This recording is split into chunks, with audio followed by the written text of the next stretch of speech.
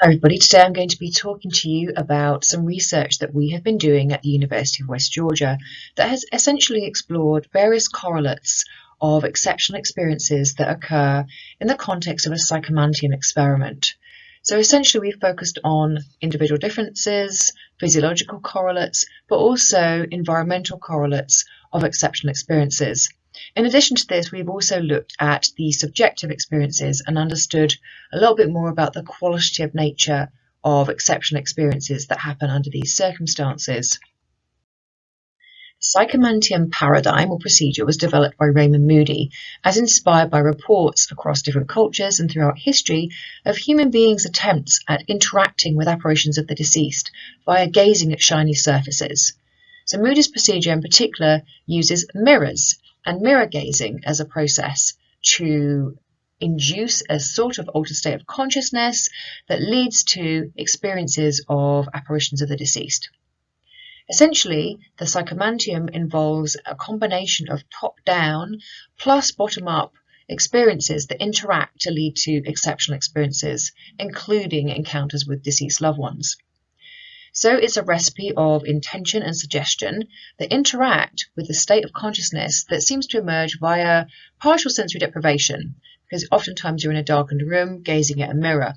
So the state of consciousness seems to be very similar to the hypnagogic state that's the state of consciousness in between wakefulness and sleep, except for the fact that the imagery seems to happen with the eyes open and seems to be sometimes associated with the mirror itself.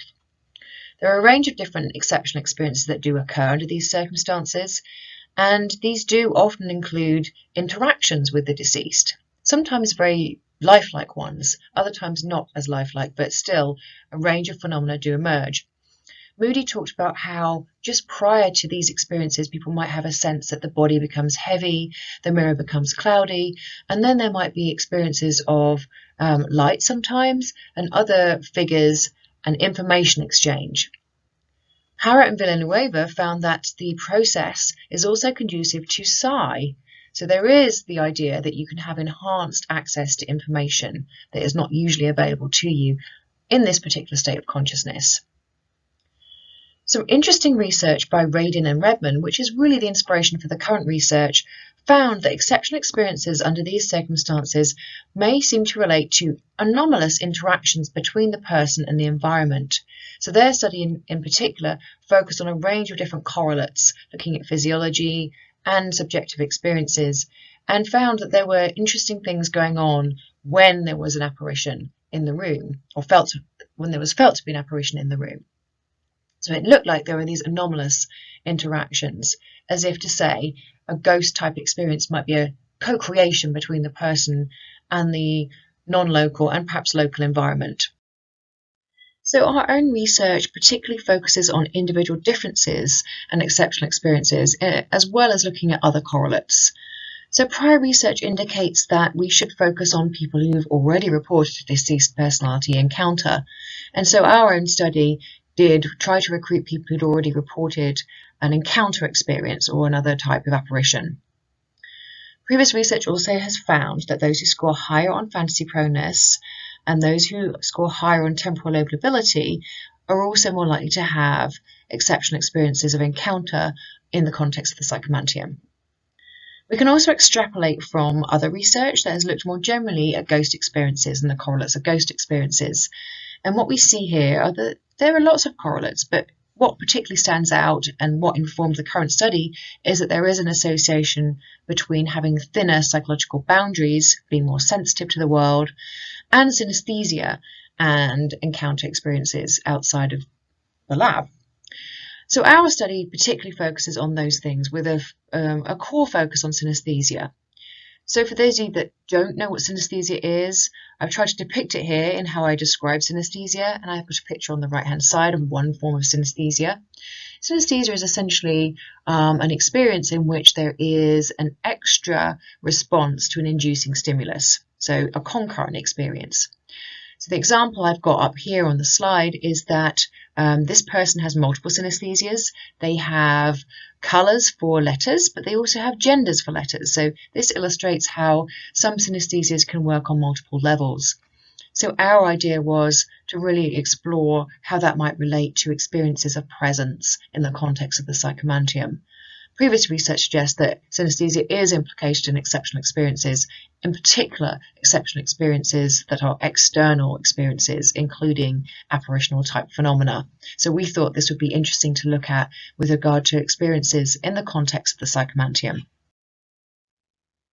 So our study can be understood to be an extension of Radin and Redmond's research and explored a series of correlates of exceptional experiences in the Psychomantium, including individual differences, but also looking at the body and looking at environmental correlates. So we predicted that synesthetes would report more experiences than non-synesthetes overall, and our non-synesthetes had also been selected to have reported a prior ghost experience in the past. We felt that synesthetes would rate their experiences more realistically. So we had different ratings. We had ratings for vividness, ratings for reality, and ratings for the extent to which experiences took up space if people reported an exceptional experience in the Psychomantium. So we thought that synesthetes would have more realistic experiences compared to non-synesthetes. We also wanted to look at other factors. So this again is following on from Radin and Redmond's research. And Radin and Redmond, as you might remember from just now, had evidence that there was an interesting interaction between the person and the environment where ghost phenomena were reported in the context of the Psychomantium. So we included a random number generator. We included measures of psychophysiology. In this study, we looked at heart rate variability.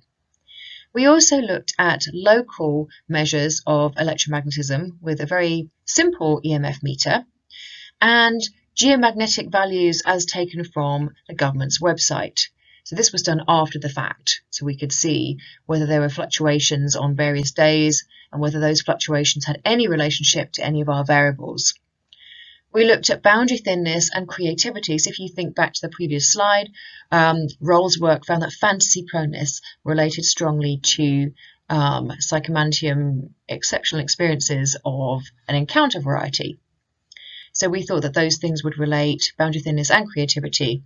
We also wanted to explore qualitative nature, so we plan to engage in at least a thematic analysis, and later on we plan on pulling out some of the more in-depth experiences and doing a more phenomenological analysis on that. But at this particular study that I'm reporting today, I'm going to talk about the thematic analysis as well as all the statistical findings that we investigated.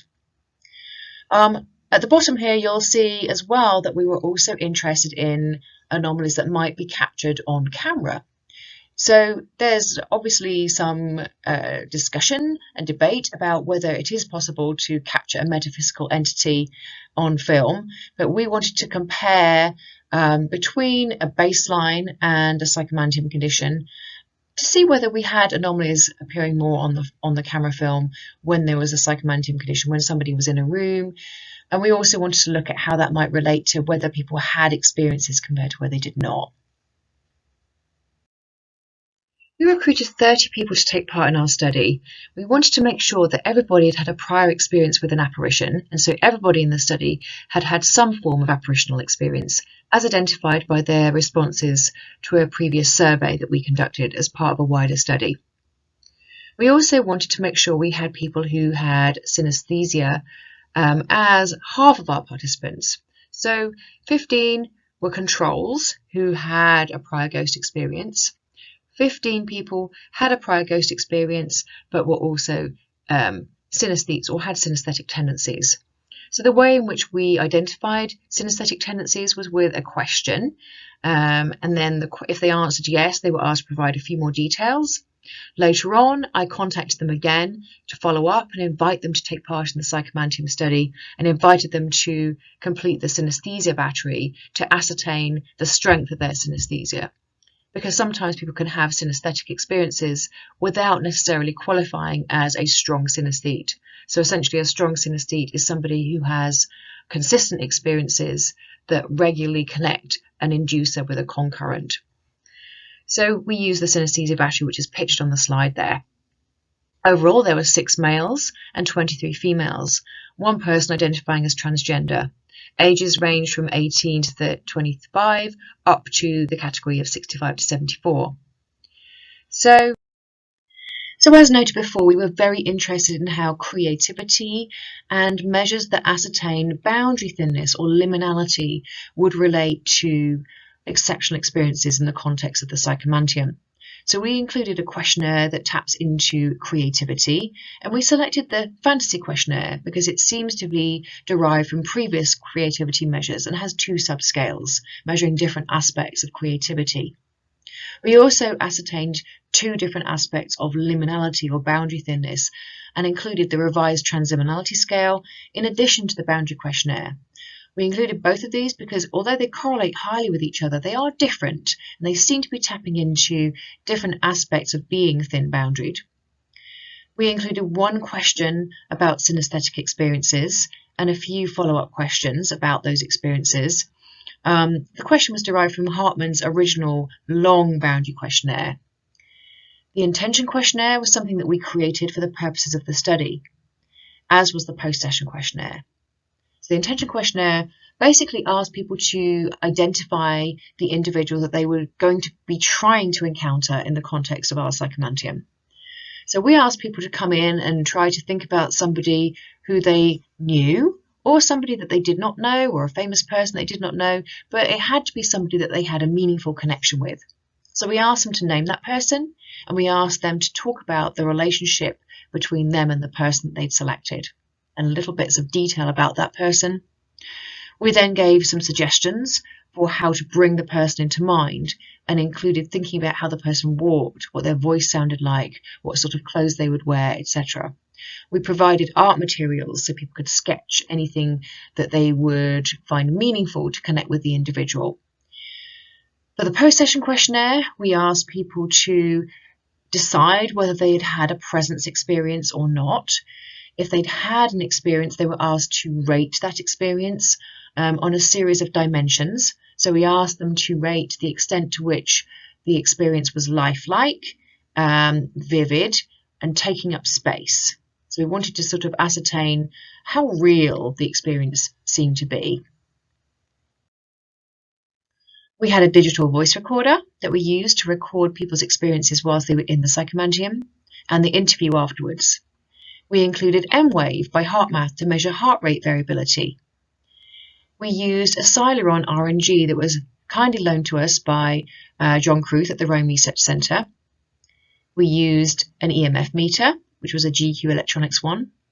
We had an infrared camera set up in the Psychomantium chamber. We had a dimmable lamp that was located at the back of the room. And we included a small keyboard and simple experience sampling program, which enabled a timestamp for experiences that were reported during the session. So essentially this sat on the person's lap during the session or by the person's side.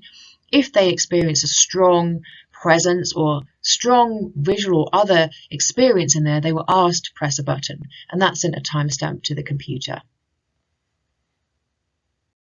So here's some images of what our Psychomantium chamber actually looks like. I'm actually sitting in the lab at the moment, and so this is the outside of the chamber. So inside the chamber we have a reclining chair. You can see there that we have the small keyboard so that people could press a button if they had an experience in there. You'll see sitting on the chair is a sensor that was attached to the person's, I think, thumb during the session, and that would be picking up on any changes in heart rate variability. Sitting on the back of the chair there, you can see an EMF meter and the random number generator. And those are positioned in those particular locations throughout the different experimental sessions. In the middle picture, you can see the camera at the back of the room. The camera was positioned in the same location, and it was filming the area in front of the mirror. So you can see the mirror is depicted in the middle and the right image on the screen here. And the mirror was selected to be a large mirror that could be arranged at a 45-degree angle. So sometimes we'd have to sort of do that once the person was in position, because our Psychomantium chamber is very cozy. As you can see in the image as well, we've got some black velvet that is covering all the walls in that chamber. And the chamber is also a Faraday cage. It is made of copper wiring and wood. And so both things are going on there. So we've got a Faraday chamber, and then we've got the velvet that makes the chamber very, very cozy, and a nice place to have potentially an encounter with a deceased loved one. So our procedure consists of collecting baseline data as well as data from the Psychomantium for each participant that was scheduled. So on a day of a particular study, we would first of all come in and collect baseline data for 45 minutes. Then we'd set up for an actual session. We'd meet the participant, and then we'd run the intention session, then the Psychomantium, and then engage in a post-session interview. So the whole thing lasted probably about 3 hours from the experimenter's perspective. So during the baseline, we had an infrared camera running in the room. We had a random number generator on and in the room. We had the voice recorder in the room and the heart rate variability sensors in the room. We also put the voice recorder into the room. So everything was in there that would be in there during an actual Psychomantium session, and we collected those data. Baseline data for heart rate variability were collected in the 5 minutes just prior to the intention session because we couldn't obviously record baseline data with nobody in the room. So the intention session consists of us talking through the experiment and then collecting the consent from the participant. Then the participants were invited to bring in materials relating to their deceased person. So sometimes they would come in and they'd bring in photographs and other artifacts, sometimes rings, sometimes once even ashes from a person that the participant was trying to contact. So they brought in things. They were given 15 minutes then to interact with the idea of the deceased loved one. And this was paired with listening to relaxation music. So Marconi Union is designed to really encourage a mind-body state of relaxation. And we thought that might help people get into a nice place where they can connect with their deceased loved one. They were invited to draw anything or sketch anything that came to mind about their relationship with a deceased loved one. And this whole thing lasted about 15 minutes. When the 15 minutes was over and the participant was left on their own in the room to connect with their deceased loved one without the experimenter being in there, we came back into the room when we heard the music end, and then we asked the person whether they were ready to engage in the Psychomantium. At this point, we seated people into the chamber, into the reclining chair, and the participants relaxed and gazed at a tilted mirror, keeping the person they wanted to experience in their mind and being open to any experiences. And we were really careful to encourage participants not to force experiences, but rather to be mindful and just noticing anything that came into their minds. During the Psychomantium itself, heart rate variability data were collected. So a sensor was placed on the person's thumb, infrared camera was on and recording the area in front of the mirror, and the random number generator was running. Levels of electromagnetism were monitored as well, and this was done, in, like I said, in a crude way by the experimenter just noticing if there were any changes and writing down any changes that they noticed during that time. Then, at the end of the 45-minute period, the person was informed that the Psychomantium session was over, and they were interviewed. And interviewed, and the interviews were recorded with the voice recorder. And the voice recorder was also on during the Psychomantium period in case they wanted to verbalize whilst they were actually engaging in the mirror gazing process. So the interviews probably usually lasted about 30 minutes. And then the participant was asked to complete a post-session questionnaire, and that is where they were asked about whether they felt they had experienced a presence, and then to rate aspects of that experience on a series of scales. A week later, a follow-up questionnaire was sent just to see if anything had happened after the experiment itself, and this is following on from Moody's observations that sometimes exceptional experiences might happen in the period after actually engaging in the mirror gazing paradigm. So we found that 24 people out of our 30 reported that they had experienced a presence in the Psychomantium. Now, this is ascertained by the post hoc decision. So when we gave them the questionnaire, they were asked if they experienced a presence. When we did a thematic analysis, we noticed that there were other indices of presences too. So we had this set of themes that emerge. So we've got smell as presence, presence figures, lights, colours, voice auditory, mirror anomalies, shadows. The space felt different. There were spatial anomalies. There was strong emotion, movement, heaviness or other changes in the body, physical or other interactions with the presence, and vivid imagery. So lots of different ways in which exceptional experiences manifested, and some of them suggested presences. So when we looked at this inductive thematic analysis, we found that exceptional experiences ranged from 0 reported anomalies up to 5. Now, there was slightly more in the group of synesthetes, so there was a mean of 3.13 for synesthetes and 2.4 for the non-synesthetes, but there was no statistical difference between the groups. So we can't say that synesthetes had statistically more experiences than non-synesthetes, but there is a trend towards slightly more in the synesthete group. So we've just seen that synesthetes did not report significantly more exceptional experiences than non-synesthetes. And equally, synesthetes did not rate their experiences differently than non-synesthetes. So that's surprising.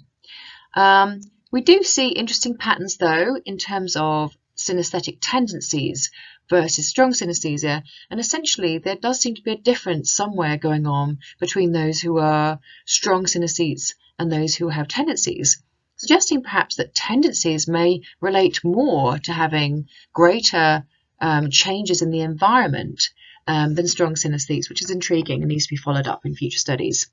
We also see that there is more vividness and more reality in the group of people with synesthetic tendencies, although this is a very tiny group, so we can't really say too much about that. But overall, there's not anything really going on here, so that's interesting. Equally, no correlations with boundary thinness related variables. Surprising, but it was something that we didn't find. Creativity did correlate significantly with vividness and how real the exceptional experience was rated. So creativity does seem to play more of a role, which is surprising because we thought that synesthesia would be a key player here. In terms of the RNG output, we have some interesting things going on. So there was an intriguing relationship between the extent to which the experience was felt to take up space and the output of the RNG, as measured in terms of the Z-score, how much the output from the RNG deviated from randomness. And so what we find here is that there is a negative correlation with spatial quality. And when we did some post hoc analysis, we do have something with synesthesia happening here.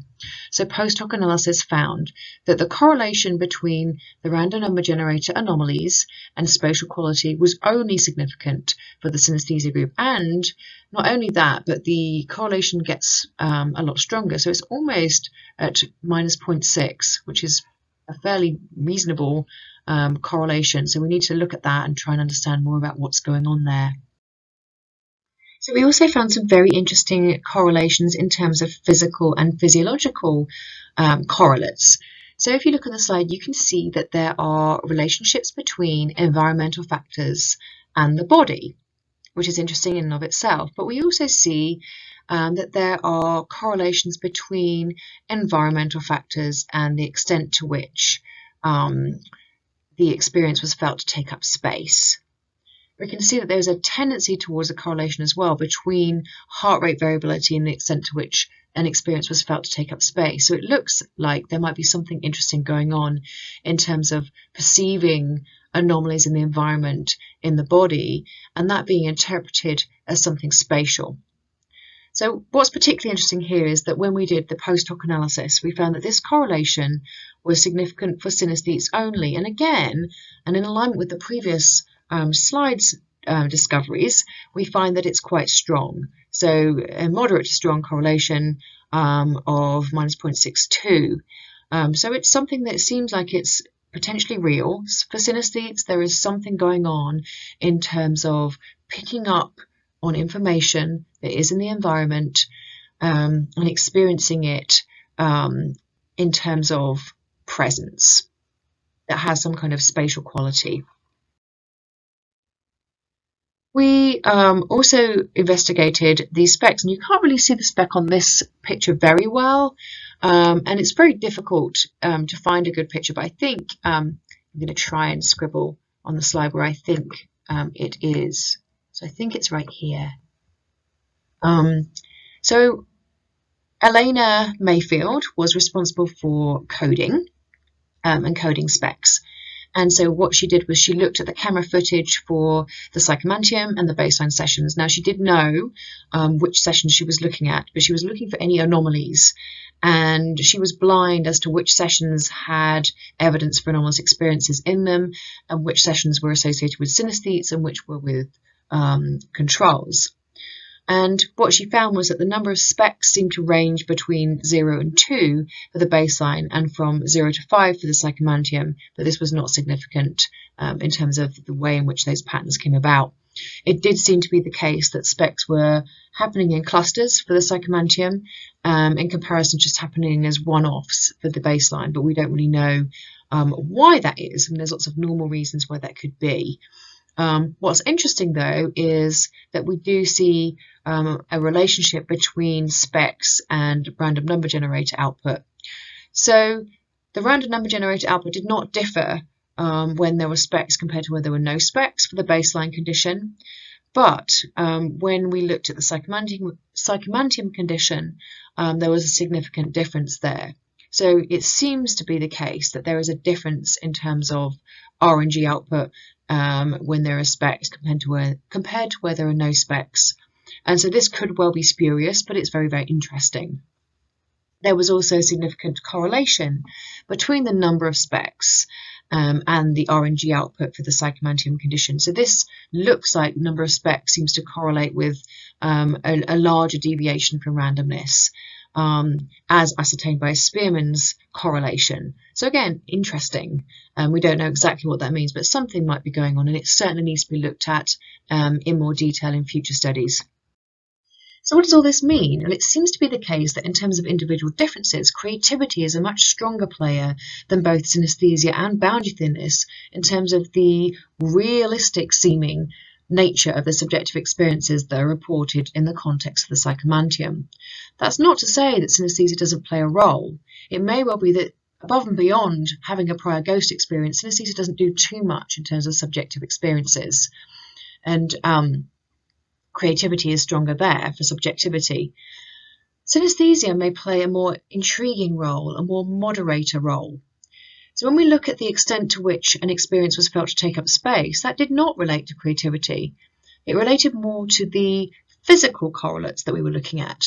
So we also assessed random number generated deviations from randomness, and we assessed geomagnetic variations, and we assessed heart rate variability as a measure of the body. Now, some interesting interrelationships are going on with these different variables. So firstly, random number generated deviations from randomness seem to relate to this extent to which an experience was felt to take up space. So did the geomagnetic levels. Both of these were found to be stronger among synesthetes only, and in fact only significant in the synesthesia groups, as if to say that the synesthetes are in some way engaging in an interesting relationship between the environment, the non-local and local environment, I should say.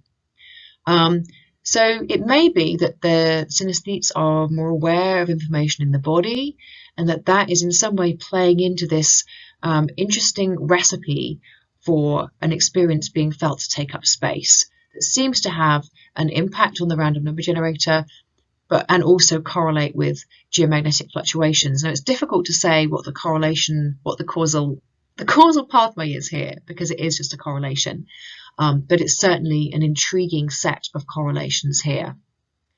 In terms of awareness of the body, post hoc findings also indicated that good body awareness was associated with spatial qualities of exceptional experiences. That supports, again, the idea that in some way there is an awareness of the body, and that is playing into this intriguing interaction between the environment and the person. So overall, what this suggests is that these patterns indicate that ghosts, in the Psychomantium at least, are potentially situated, co-created phenomena that may emerge between the embodied, so listening to the body, experiencing person, and the local and non-local environment. So we found interesting interactions with the local environment, with the geomagnetism and EMF, but also the non-local environment, because the random number generator fluctuation was different when it was felt that there was a change in the extent to which something was taking up space. And this is particularly the case for synesthesia. So synesthesia does seem to play a role in the etiology of ghost phenomena in these circumstances, but it may be a more intriguing role, and it may be about representing or accessing information that may be present but not usually accessible to conscious awareness by other people. So we've got some interesting findings here. We're still trying to unpack them. We're writing those findings up currently for publication.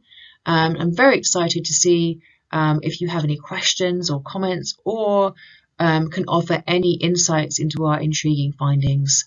But thank you very much for your attention. I also want to thank the BL Foundation for funding this research. We would not have been able to do this project without this funding, and it really adds to the repertoire of work that we're doing at West Georgia that explores exceptional experiences and synesthesia and individual differences. And we're hoping to continue that work into the future. Thank you very much.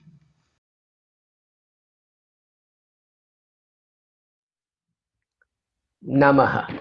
My name is Raja Choudhury, and I'm here in an unusual role because I'm a student of consciousness, but from a very unusual perspective, from the psychological perspective of Tantra and Sri Vidya and Trika. And I started life as an architect in London, and I studied at the Architectural Association, and I became an architect, and then I became a digital creative director in New York, and I built kiosk networks and websites and all kinds of wonderful things. And I became a filmmaker as well, and my films have been seen all over the world. I'm producing a new film for PBS on the history of how Indian wisdom came to America. But my parallel life has been an explorer of consciousness.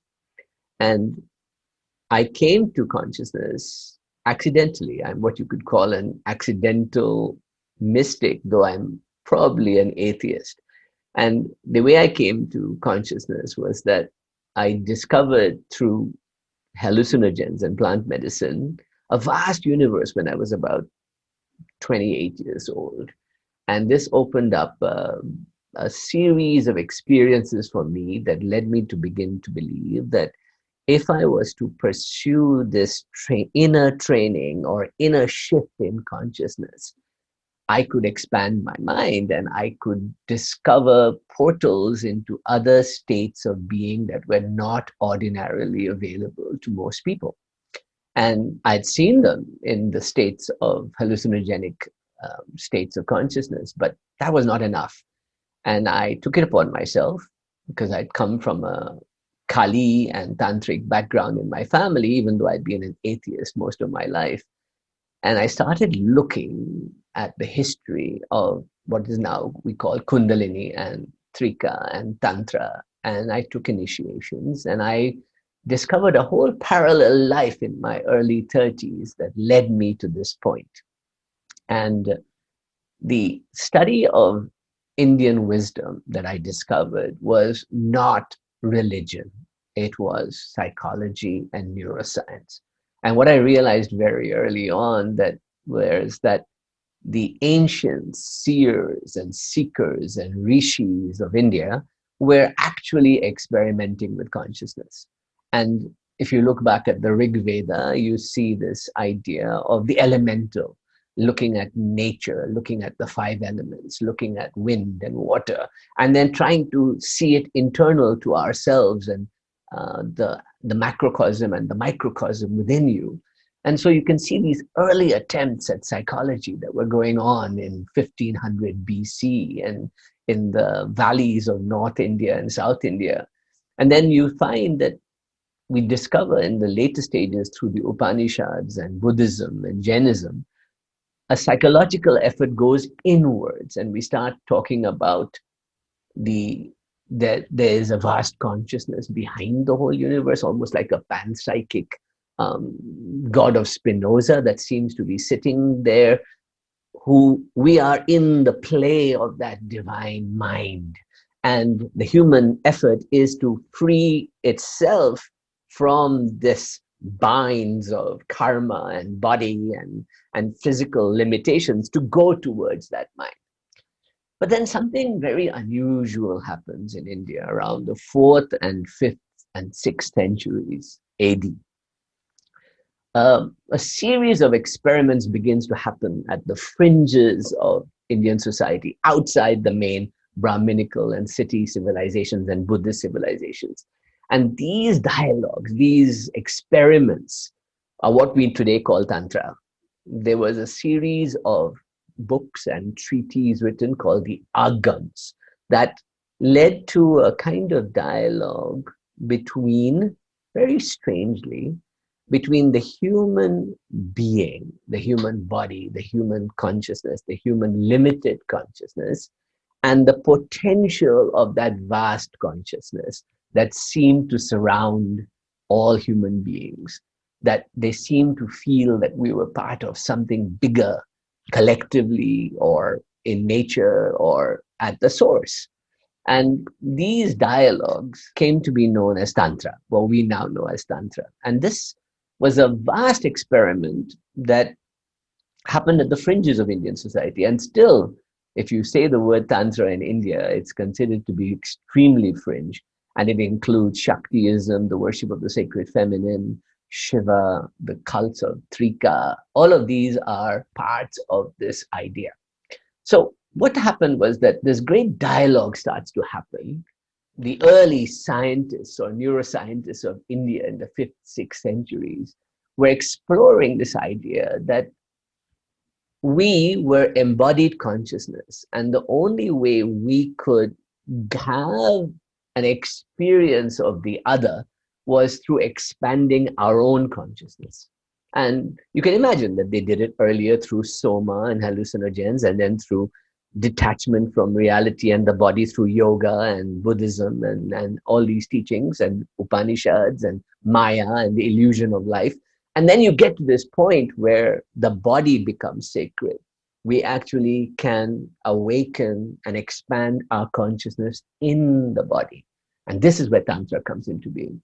And in particular, there was one set of writings called the Rudra Yamala, where one particular teaching was written called the Vijnana Bhairav Tantra, where body, Shakti, energy, matter, particles, neurons, the brain, the being, is having a conversation with the extent of human consciousness, what lies beyond. And they call this dialogue the dialogue between Bhairavi, the sacred feminine of energy and matter that seems to run our lives and everything in the whole universe, all the particles, all the waves, everything that's going on is called Bhairavi, and Bhairav, or sometimes called Shakti and Shiva. And Bhairav, which is a wonderful word, and if any of you have been to Tibet or Nepal or Bhutan, you always see this kind of ogre teeth, kind of fierce, monstrous looking character called Bhairav. And Bhairav literally means the gatekeeper at the limit of human consciousness.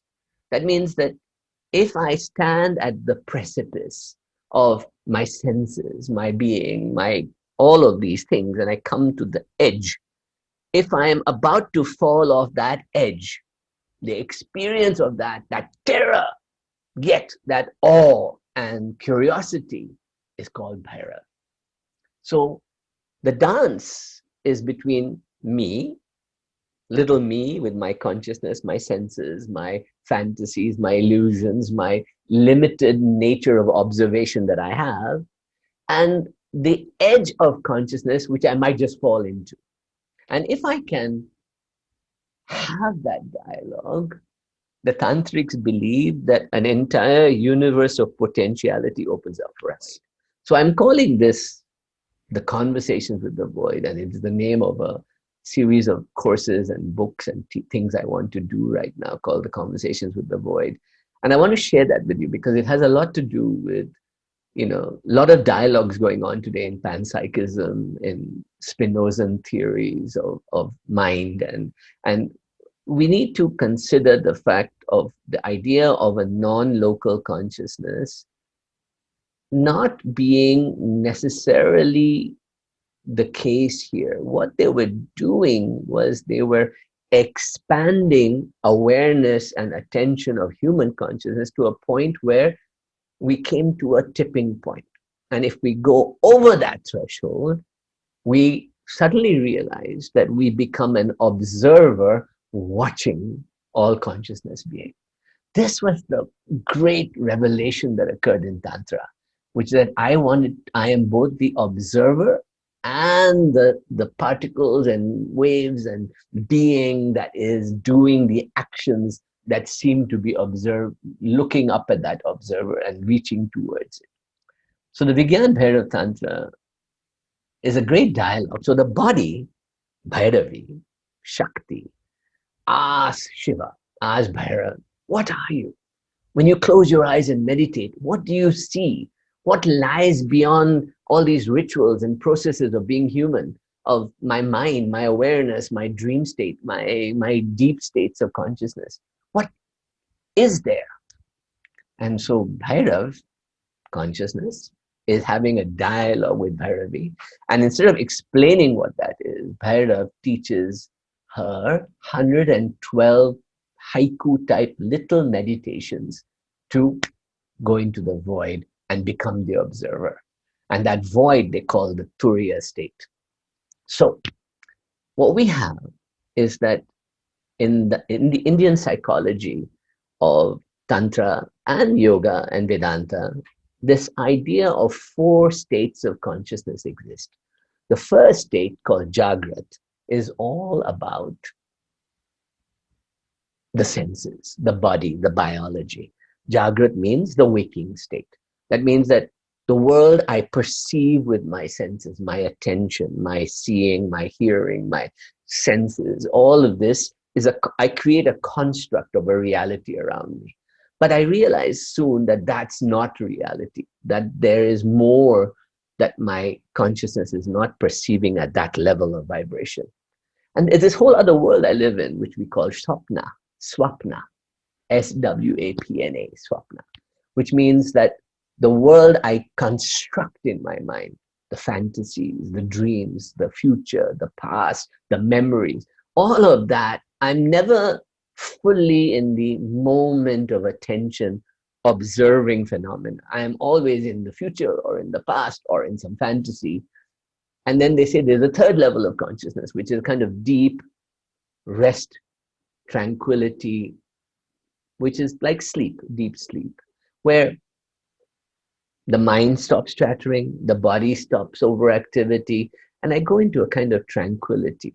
And in that state, I begin to explore the expansion of my consciousness. So it's like a deep state of automatic being in a way. Now, the Tantrics went further and they said there is a 4th level of consciousness called the Turiya state. And that Turiya state is that complete awareness, expanded consciousness, so that I push the boundaries of my ability of attention, of interconnection, of using my mind to perceive other realities. And this Turiya state, something happens in that Turiya state. I go into the void, this vast, no thing, no mind, no state, shunya, the nothingness, and I become the observer watching reality. Then I become the creator, the designer, and I become beyond space-time observing my being, observing all being, and I dissolve into that vast nothingness. For over 22 years, I've been doing this experiment, and I learned very quickly through many techniques of Kriya Yoga and Kundalini Tantra and Shakti to hack my consciousness and go into that Turiya state that allows me to become the observer, the shunya. And when I first had these awakenings, it was first very physical, and it was in the body. Something called Kundalini awakening occurs, and your spinal cord erupts into all kinds of activity, and you think you're going mad, but it's quite wonderful actually. Much better than any acid trip I ever had. But what I realized was that I was moving towards a vast expansion of my consciousness, of my mind. And I've seen it over the last 10, 15 years that my ability to learn, my ability to share, my ability to teach, my focus, my attention has expanded greatly. And so what I want to do is, and I've been doing this with the Shift Network for couple of years now, is I teach people how to enter that Turiya state, that vast nothingness. And I'm going to take you on a little trip just now for about 5-10 minutes, where we'll explore some of the verses of the Vigyan Bhairav Tantra together. And I want you to relax. So relax and just sit with me as we work on coming to the Turiya state, this awareness state of consciousness in the void, where we become the observer. We're going to still our bodies, we're going to still our mind, and we're going to relax. And I'll read you the first verse of the Vigyan Bhairav Tantra that begins the whole journey for us. So the first verse goes, O Shakti, whose nature is breath, at the point you leave the heart and travel up, Saha. And at the point you enter and travel down, Hum. In that full state, become one with me. So as you can see from this diagram, there are two places. One is called the Dvadashanta, just above your head, like an entry portal for consciousness to come and go, and the vast external consciousness that you can tap into, and one is in your heart center called the Hridaya, and they're both 12 fingers up and down from your nose. So if you think about it, 12 fingers above is your portal, and 12 fingers below your nose is your heart center. So you want to imagine, just sit with me now, that you're going to bring in a kind of conscious energy by breathing in as if it's pouring into this little portal above your head. Hum is the sound you hear coming in. Hum. And sa is the breath going out. So as you bring it in, imagine pouring in wonderful consciousness into you from all around you. Hum. Turn it around at the heart center and release it back into the nothingness. Sa. Hum. And sa. Hum. And sa. So just don't try and say it, just hear it in your mind. Hum. The hum is like a nasal vibration of breathing in. And sa. If you imagine, when you breathe in, it's like a hum sound. And when you release, it's like a sigh going out. Sa. Hum. Sa. You can close your eyes and imagine it coming into the portal just above your head, called the portal of bliss, 12 fingers above your nose, coming into your heart center, turning it around, and sa, releasing it. Now in the next verse, we see that we stop the sound of hum and sa. Stay with me, just relax and stay relaxed. And again, coming in through the portal, it says here, in the space where your breath comes in and in the space where it goes out, focus your mind on those two spaces and the void will be revealed. So just relax and imagine there's a vast space above your head, like sky just above your head. And there's a wonderful lotus in your heart that's going to open, and we're going to breathe between the two. So you take the breath in. No hum and sa, just bring it in from above. Breathe it into your heart center. Turn it around and breathe it out. Again, in and out. In and out. In and out. And relax. So now the next stage is to hold it and observe the deep consciousness while you hold your breath. So the verse goes, after all the breath goes out, hold it out. After all the breath comes in, hold it in. And in those two states, experience peaceful bliss. It's called Shanta, peaceful bliss.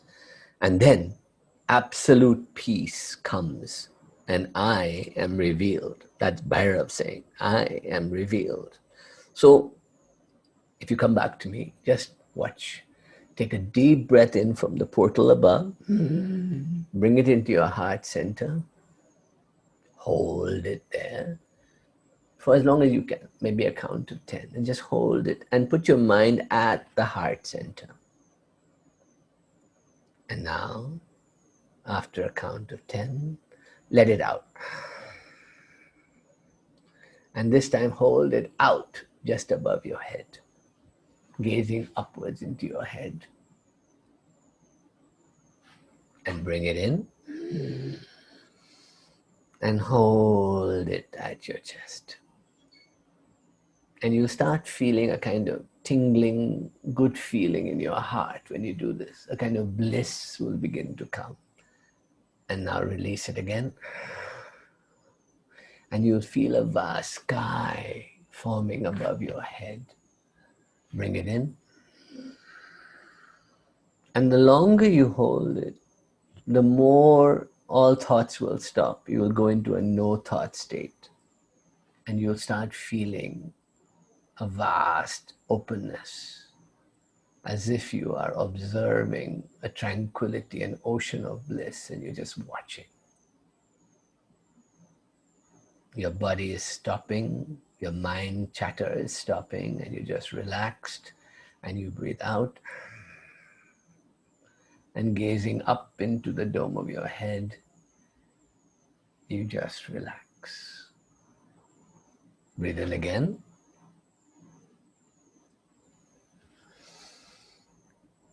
And hold it in your heart center and relax. So now I want you to breathe into your heart center, and I'll just guide you into how to experience the void. Just come into your heart center and sit with me and imagine that there's nothing in front of you, nothing behind you, nothing above, nothing below. Just close your eyes and experience that. And imagine that all there is this heart center and a kind of void there. And all your senses are collapsing into it. Your sound, my voice is collapsing into it. All the visions in your mind are collapsing into it. The smells, the feelings on your hand, on your face are all falling into it. And I want you to just relax and imagine that it's floating like a feather in your heart. And you're in this vast, tranquil space. No skin, no flesh, no bones, no nothing. You're just light as a feather. And you feel your heart tingling. And imagine that you're sitting in this vast space, the Turiya state. This is the taste of the void. And just by sitting in this state, your consciousness begins to expand. Your mind goes still, your body is still, and all you're feeling is a lightness in your heart.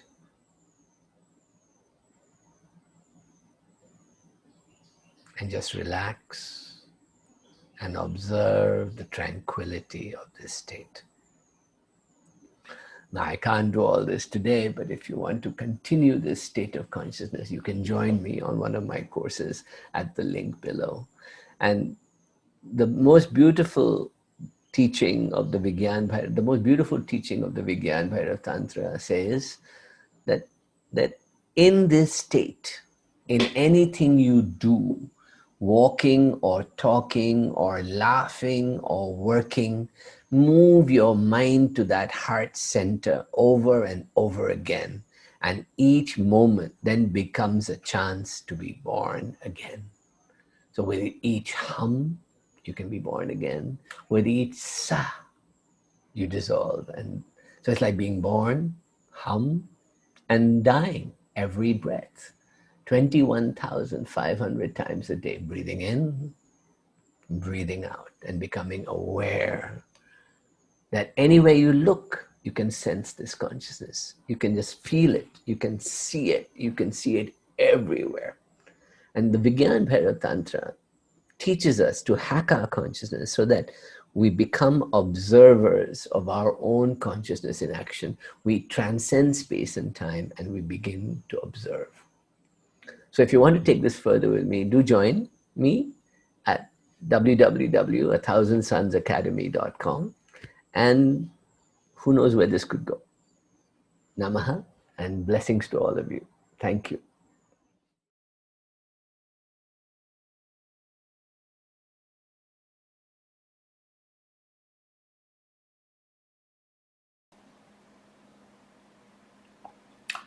Hello, my name is Gary Schwartz. I'm a professor of psychology, medicine, neurology, psychiatry, and surgery, and director of the Laboratory for Advances in Conscious Health at the University of Arizona.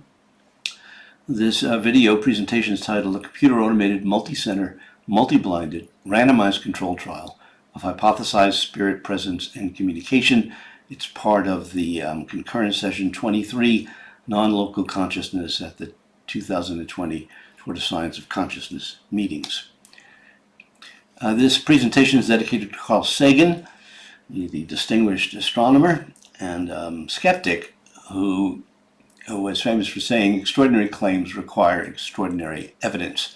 I call this the Sagan ethic because this ethic applies to both claims makers as well as claims evaluators.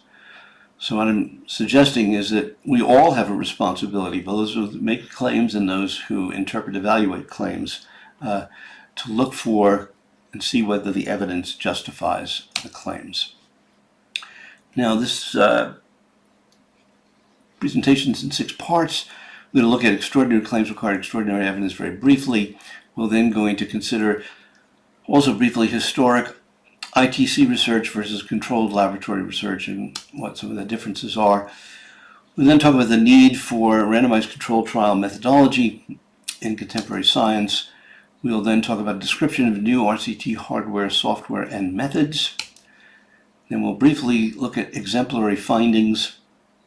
And finally, think about would such evidence, in the context of all the other evidence that points to survival of consciousness after physical death, enable us to make a potentially reach a definitive conclusion. So here we go. I have a deep interest in truth-seeking and how we discern truth. We've published a book called The Case for Truth. Senior author is an attorney, and we have a very gifted editor, Victor Smith. So Alan Borey and myself and Victor produced this book, and it really addresses the need for truth in both science and, of course, contemporary society. I followed this up with a second book. This is a draft of a book jacket. The book's in the editing stage now, titled Extraordinary Claims Require Extraordinary Evidence, the Science and Ethics of Truth-Seeking and Truth Abuse, because this philosophy, and it is a philosophy, can help guide us and enable us to be more responsible truth seekers. Now, extraordinary claims are often made in extraordinary topics, such as non-local consciousness, and this is certainly the case with regard to the history of what's called instrumental transcommunication research. This work has been done by creative individuals, most of whom are not professional scientists, and they tend to be very enthusiastic and often make claims that are not justified, or at least not supported by the evidence that's available. So, for example, in an abstract that happens to be being presented at these meetings, the investigator, Sonia Rinaldi, writes in her abstract, and I'll just give you two examples. It says, in the last 30 years, I've been testing, recording, and have shared thousands of recorded communications, either in voices or images. This area of study is called as instrumental transcommunication. English is not our first language, and applies either to living persons or dead. Consciousness does not depend on the physical brain, therefore, and here's the extraordinary claim, persons in a coma are still able to perfectly communicate. Not only persons in a coma can communicate, but perfectly. Of course, that's an extraordinary and extreme claim, and it would be fantastic if it was true. The question is, does the current evidence justify that claim? Or here's another one, jumping ahead. In the case of our research, we show that while subjects are sleeping, their consciousness is out of the body, and they're able to communicate and record replies. Again, an extraordinary claim. The question is there extraordinary evidence that can justify such a claim? Neil Miller, who was a distinguished professor at Yale and then at Rockefeller, one of his favorite phrases was, be bold in what you try and cautious in what you claim. Sometimes it's hard to even speak about research because it itself sounds extraordinary, because it is. So therefore you have to be very cautious in the way you frame your claim, and also work hard to collect the kind of data that would justify it or disprove it. I've been doing research in this area, publishing, since 2010. The first paper used the silicon photomultiplier system, 3 experiments, controlled experiments, but we don't have time to review it. We obviously obtained positive findings on all the experiments. This is very $2,500 for a single detector, which, by the way, detects single photons of light in a pitch black environment, and the software is very unuser friendly. We then, in order to be able to more accurately and responsibly draw an inference about hypothesized spirit, we then eliminated the physical experimenter during the time that the data were collected, developing a computer automated system. And in this case, I used a $40,000 Princeton Gamma-Tate low-light CCD camera system. It was published in 2011, both in the journal Explorer, a peer-reviewed journal. Again, we don't have time to review these data, but suffice it to say that positive results were obtained, suggesting that this was a valuable pursuit. However, the problems for independent replication, for anyone else who wants to replicate such data, is that the hardware is very expensive. The hardware and the software are complex, requiring specialized knowledge and skills, and investigators do not have access to skilled research mediums and documented hypothesized discarnate research participants in order to perform sensitive and responsible replication. In other words, you obviously want to eliminate false positives in research, but also you want to eliminate false negatives, drawing a negative conclusion when one is not justified. And so I developed a paradigm for being able to do multi-centered, multi-blinded, randomized controlled trials. And a paper is about to come out in the journal Explore that lays out in detail this experiment and the paradigm and gives exemplary data, and we'll review that now. Here is the laboratory where the research was conducted, and these are various rooms. This laboratory is off the main campus of the university in a medical square between the main campus and the medical school, so it's very convenient. And this particular laboratory here is the one for the very latest research, which will be described shortly.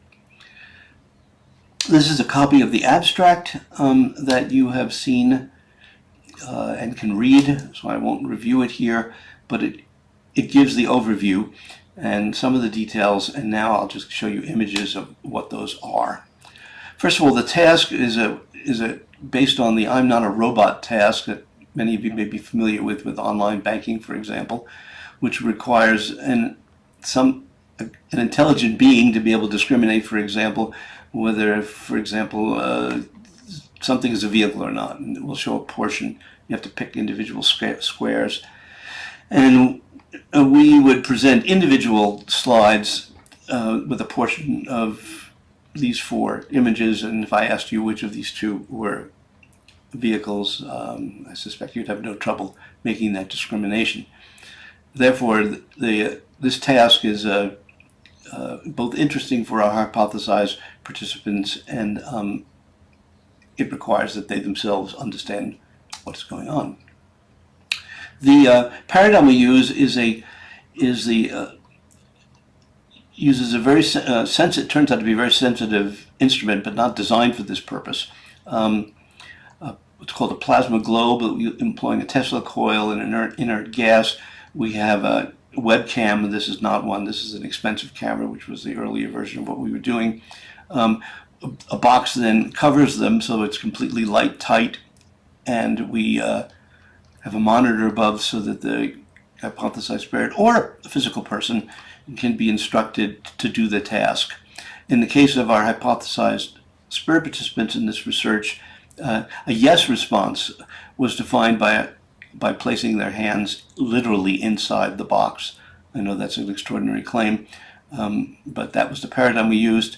A physical person can't do that, so they place their hands on either sides of the box on specific trials.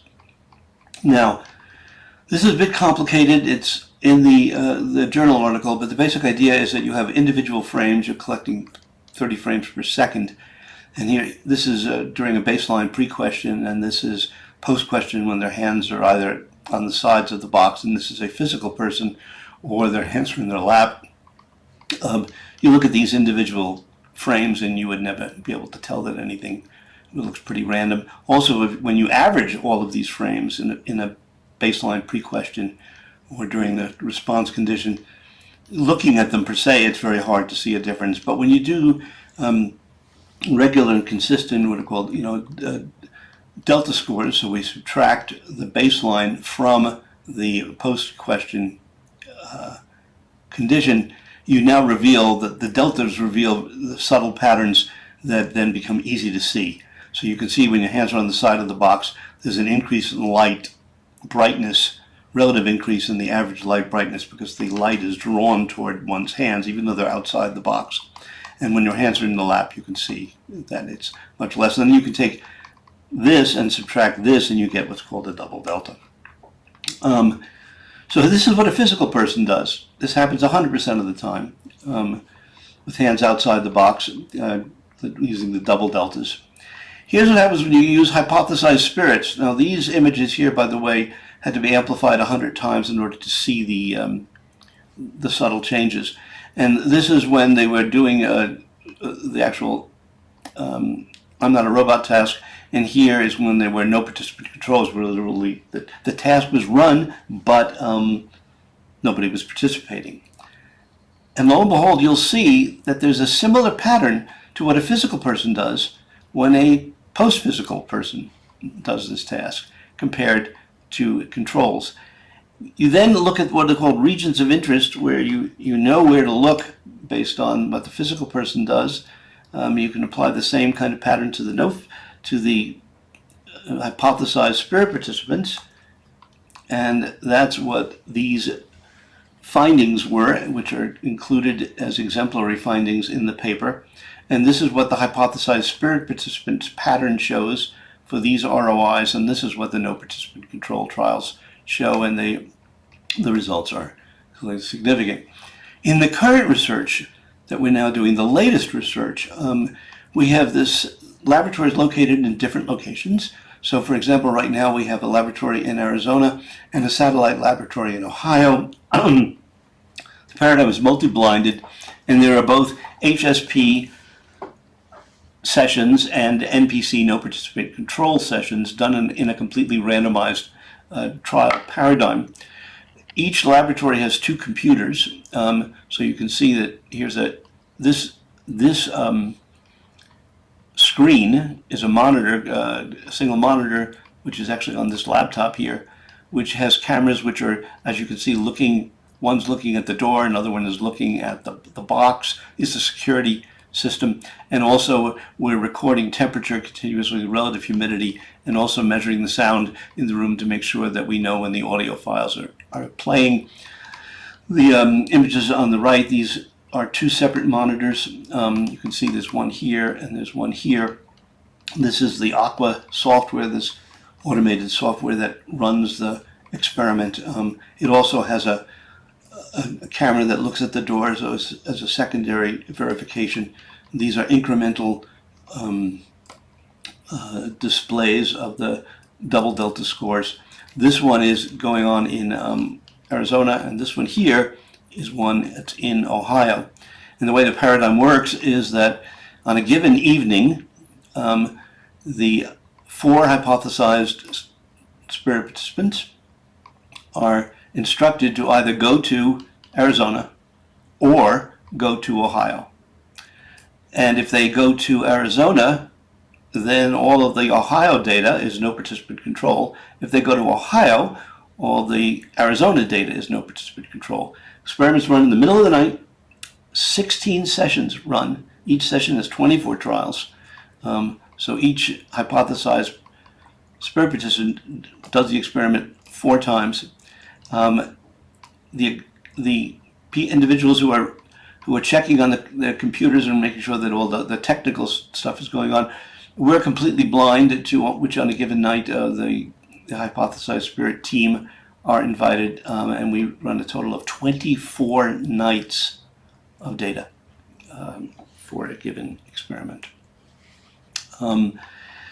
We have now completed that research. I can't report it here because the paper is being submitted to a mainstream journal, but it's called Validation of a Computer-Automated, Multi-Center, Multi-Blinded, Randomized Controlled Trial Evaluating Hypothesized Discarnate Presence in Communication.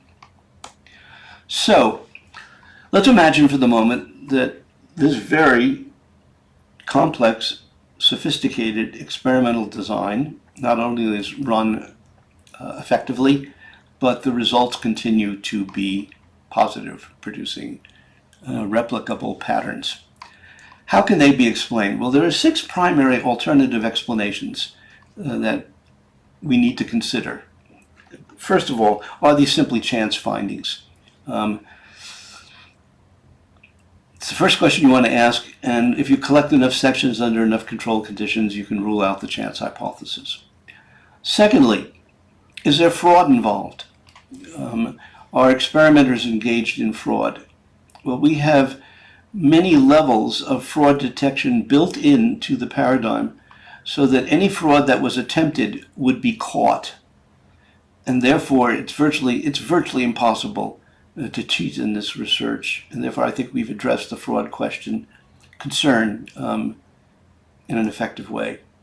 Third, are there experimenter errors somehow, inadvertent errors that are taking place? The answer is, as far as we know, the answer is no, and I say as far as we know because I've had this paradigm evaluated by more than a dozen individuals skilled in experimental design. In fact, they've helped improve the design of this research. So as far as we can tell, the research is about as clean as one can design research.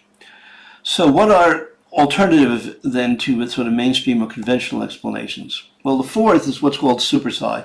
And super-psi is the notion that maybe somehow, for example, the unconscious mind of the experimenter or experimenters who know what the secret code is are going in the middle of the night while they're sleeping to the laboratory night after night and somehow influencing the data.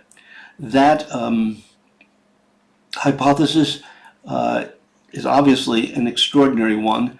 There's very little data in the parapsychology literature that would suggest that that's possible, but we have to consider it. However, it's questionable. Secondly, is that these are imposters. So what it says is that the super-psi is not the explanation, that they really are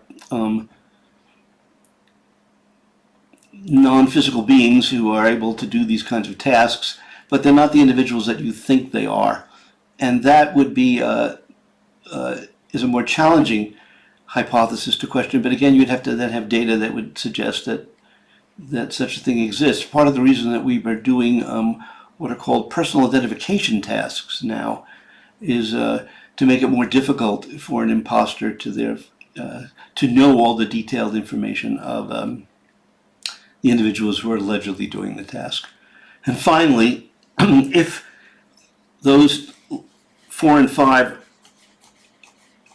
hypotheses which currently lack data, lack extraordinary evidence, can be ruled out of question, then the question is this therefore what it looks like? Spirit, collaboration, and communication. There are right now 3 areas of what we could say established afterlife research. One area is called near-death experiences, and an exemplary book about that called Consciousness Beyond Life, The Science of Near-Death Experience by Dr. Pim van Level, makes the case for that very strongly. The second area of research where there's extensive data is in the area of reincarnation, and Dr. Jim Tucker is one of the major leaders in this area, and he has an example of one of his books, A Scientific Investigation of Children's Memories of Previous Lives. And then controlled laboratory medium experiments, including double-blinded, triple-blinded, and multi-blinded experiments, as illustrated, for example, in a book that I wrote called The Afterlife Experiments. Each of these areas point to the survival of consciousness hypothesis, but no one of them by themselves is sufficient to draw a conclusion. The consilience of the evidence is pointing in the survival of consciousness direction. Well, what happens if we add a 4th area? We now have definitive RCT technology research, and this is a book that is currently being written. It's a mock-up of a possible title called The Soul Phone Experiments. Imagine that this technology gets to the point where we can have replicable and definitive evidence that apparent communication is occurring. When you have all 4 areas of this research all pointing in the same direction, is it then time for us to reach a conclusion that this is a valid phenomenon? Is there an evolution of what we could call soul science occurring? Well, we're hoping that extraordinary evidence can be generated for these extraordinary claims, and that this in turn will enhance and alter many aspects of, talk about paradigm change, and expand human consciousness and understanding accordingly. Thank you.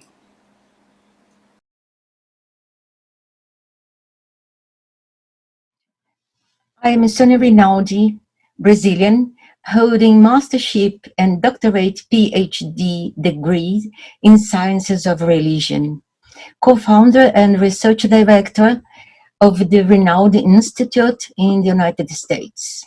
I have been researching in the field of instrumental transcommunication for over 30 years and achieved unprecedented results both in images and voices. I developed novel technologies to record extracorporeal consciousness. I was also the pioneer in using computer to record transcontacts in the years 1980. I introduced new devices to the field of instrumental transcommunication, such as the telephone, cell phone, Skype, besides creating many setups myself. Published 16 paperback books and 66 ebooks in Portuguese, English, French, and Spanish, all about my empirical results.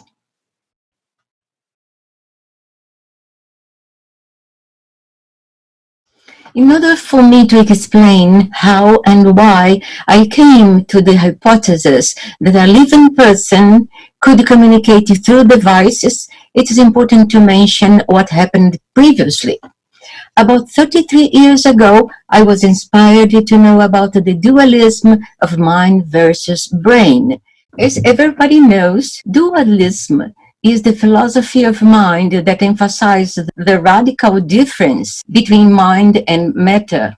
In this hypothesis, mind is not the same as the brain, neither it is a product of it. More specifically, I was interested in discovering if the afterlife was a reality or not. At that time, I heard from the first time about instrumental transcommunication and promptly perceived that that could be the clue that I was looking for. Instrumental transcommunication is a recording of voices and images of extracorporeal consciousness via technical means, or more simply, between us and those who are deceased. Presently, a computer and a cell phone are enough for this job. During the 1970s, articles informed that people in Europe were recording voices of those who had passed away. If this is real, the issue of mind versus brain could be solved. If the mind could survive the death of the physical brain, we had evidence in favor of dualism. But what does instrumental transcommunication consist of?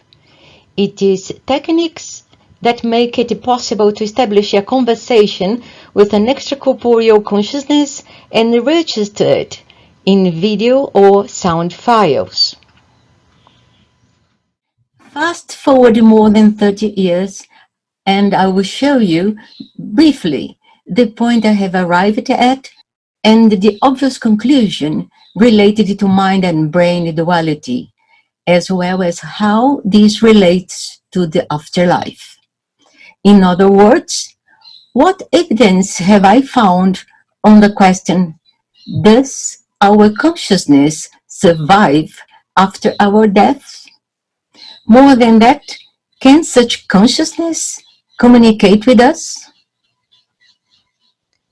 I'll share with you some of the evidences of the communication with the extracorporeal consciousness so that in the sequence we can arrive at the topic that living beings who shouldn't be able to communicate with us still can. Let's start by showing you some recent transimage that I recorded via computer or cell phone.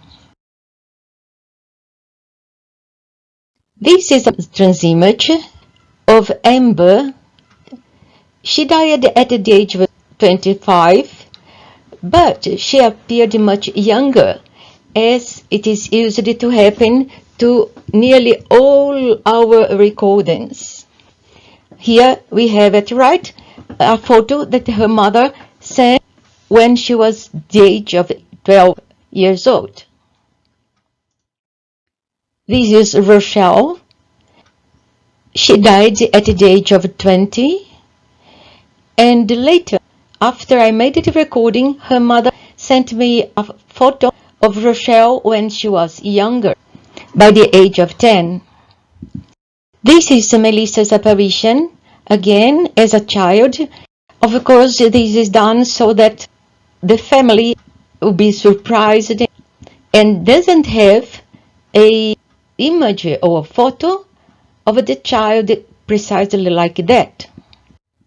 This is Beatrice. She died at the age of 17, and she appeared as a child as well.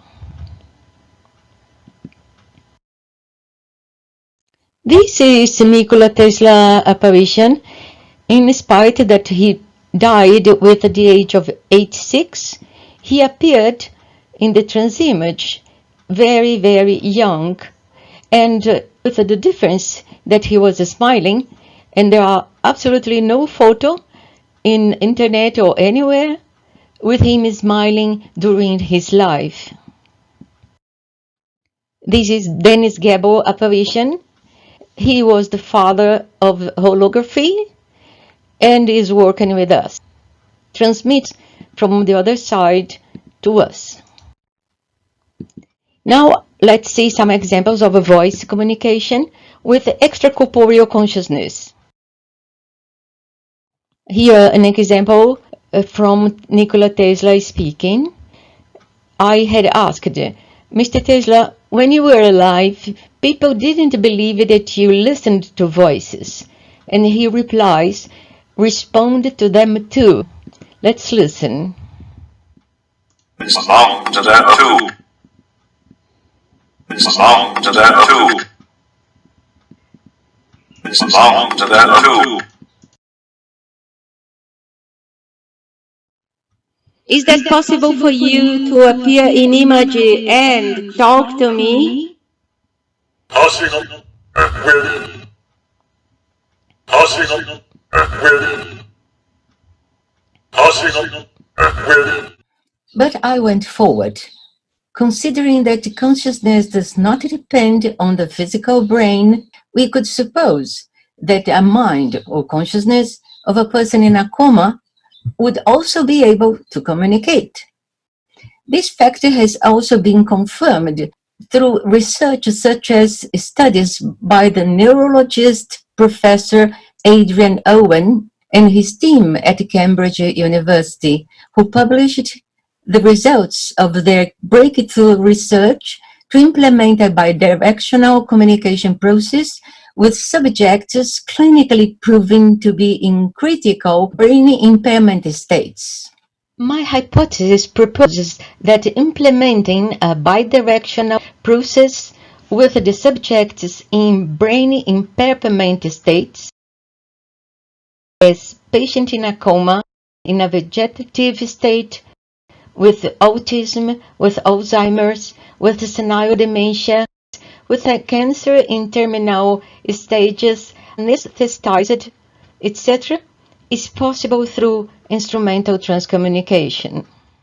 More than that, if the consciousness survives and still can communicate because it does not depend on the brain, it has also to be true that any healthy person, while sleeping, will equally be able to record her thoughts if adequate technical conditions are supplied.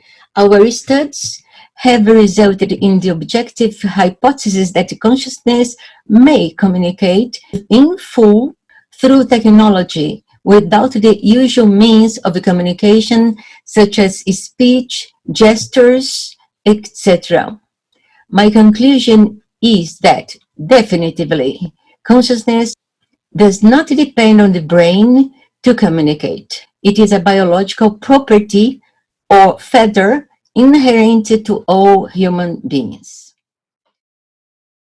I had the opportunity to test such communication on children in a coma in an intensive center unit at a hospital in São Paulo, Brazil, and I found that although they were submerged in the deep silence of the hospital bed, a consciousness full of life effervesced, showing a different reality. The results of these recordings are incorporated in a report titled Transcontacts with Patients in a Coma on our website. We also performed recordings with a woman afflicted with lateral amyotrophic sclerosis to verify the possibility of recording with distant patients. The results confirmed this possibility and are in our report, Communication Between Livings. In another successful experiment, we recorded an elderly man of 97 years old who had senile dementia. We obtained, through the recordings, concrete and verifiable information regarding this person's life, described in the report, giving voice to those who cannot speak. The hypothesis is based on the supposed fact that during sleep, the consciousness may undock the brain, as showed, for instance, in studies of near-death experiences and others. Communication with sick livings, physically alive, under severe brain damage. Why would giving voice to them be important? Because they could express themselves, giving information to medical staff. For example, someone could communicate if he or she has any pain, if she or he would like to listen to a music, if he or she would appreciate the chance to talk to a family member, all through devices. More recently, we performed recordings with a non-verbal autistic girl named Maria Luisa, whose 117 responses, available for the readers to listen, are included in our report 15, titled Malu's Case. Transimages of her bedroom are also enclosed, and the clearness and quality of her voice can be verified in these examples. Remembering that her brain is affected, but her consciousness is not.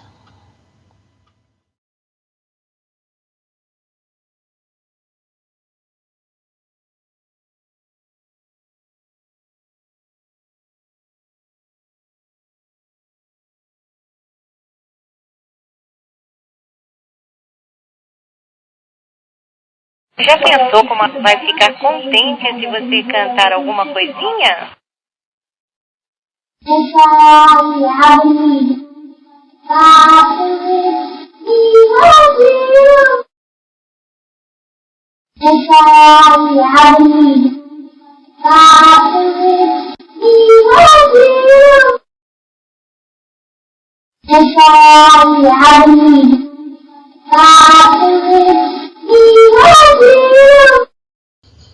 Now we will listen to replies from the little boy alive named Enrico.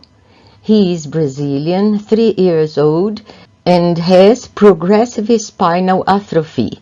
He is unable to speak, but he surprised his parents with his replies while he was sleeping in the communication that I could record. There are so many things that we can learn with these communications. I think that we can understand that indeed he made something wrong in his past life, and now he overcame and he admitted that he was wrong, and that the case is over with this present life. Let's listen. Você sabe o que causou que você viesse assim quietinho?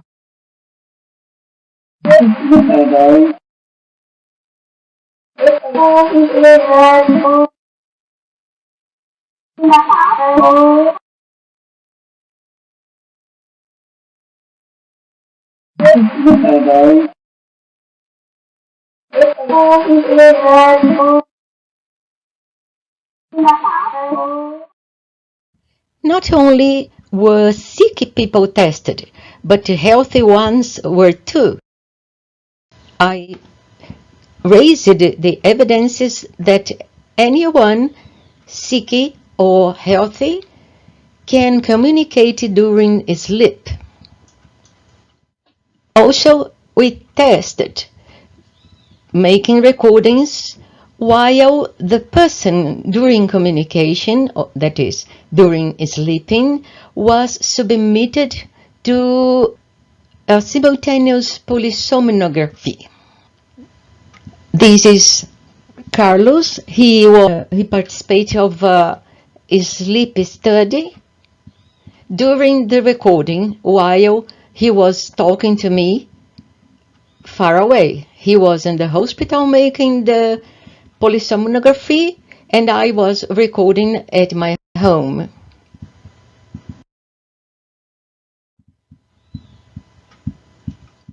In addition, we established that distance was not a factor, as we tested with the engineer Marcelo Wood, resident of Baltimore, Maryland. While he was sleeping, he was talking, sleeping in Baltimore, and I was recording in Brazil.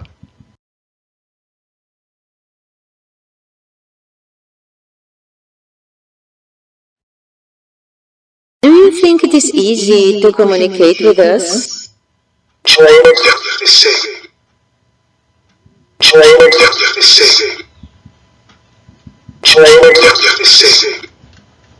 Instrumental transcommunication, that is, the recordings of voices and images of extracorporeal consciousness via technical means, has the ability to validate scientifically the hypothesis of the independence of the mind in relation to the physical brain, which will be crucial in changing universal concepts. It is expected that the scientific proof that patients with various neurological pathologies keep their intellectual abilities intact will shed new light on the way they are treated by hospitals and their family, ensuring the right these people have to manifest their will and have an opinion on their lives, instead of being permanently the targets of decisions made by others. The strength of instrumental transcommunication is its ability to generate digital files that allow us to investigate them under the perspective of exact and forensic sciences. As per the 1,000 recordings that I have conducted, today I am very comfortable to state that brain and mind are two different things, that extracorporeal consciousness is able to communicate through means of instrumental transcommunication, whatever its condition, either being disconnected from the body, that is dead, or still connected to a damaged brain, or a healthy one.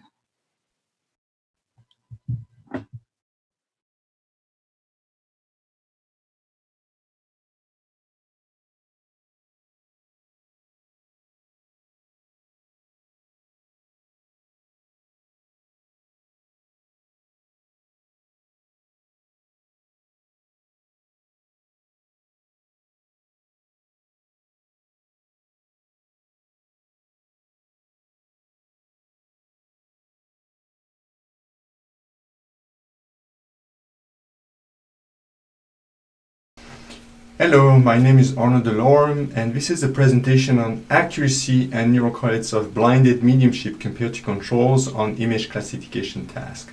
So we'll see what it means in a second. So we all have mental experiences which we assume are coming from the brain, like hearing, tasting, smelling, seeing. But can we be sure that all the information is necessarily coming from the brain? Or maybe thoughts can originate from somewhere else. So this is the reason for studying mediumship. The hypothesis that maybe thoughts not all thoughts come from within the brain, and maybe there's a connection, a bigger connection with the environment. And so why was I interested to study mediumship?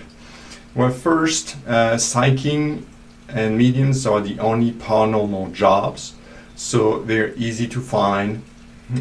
You go to any small city, you will be able to find such people. So that makes it easy for topics to study.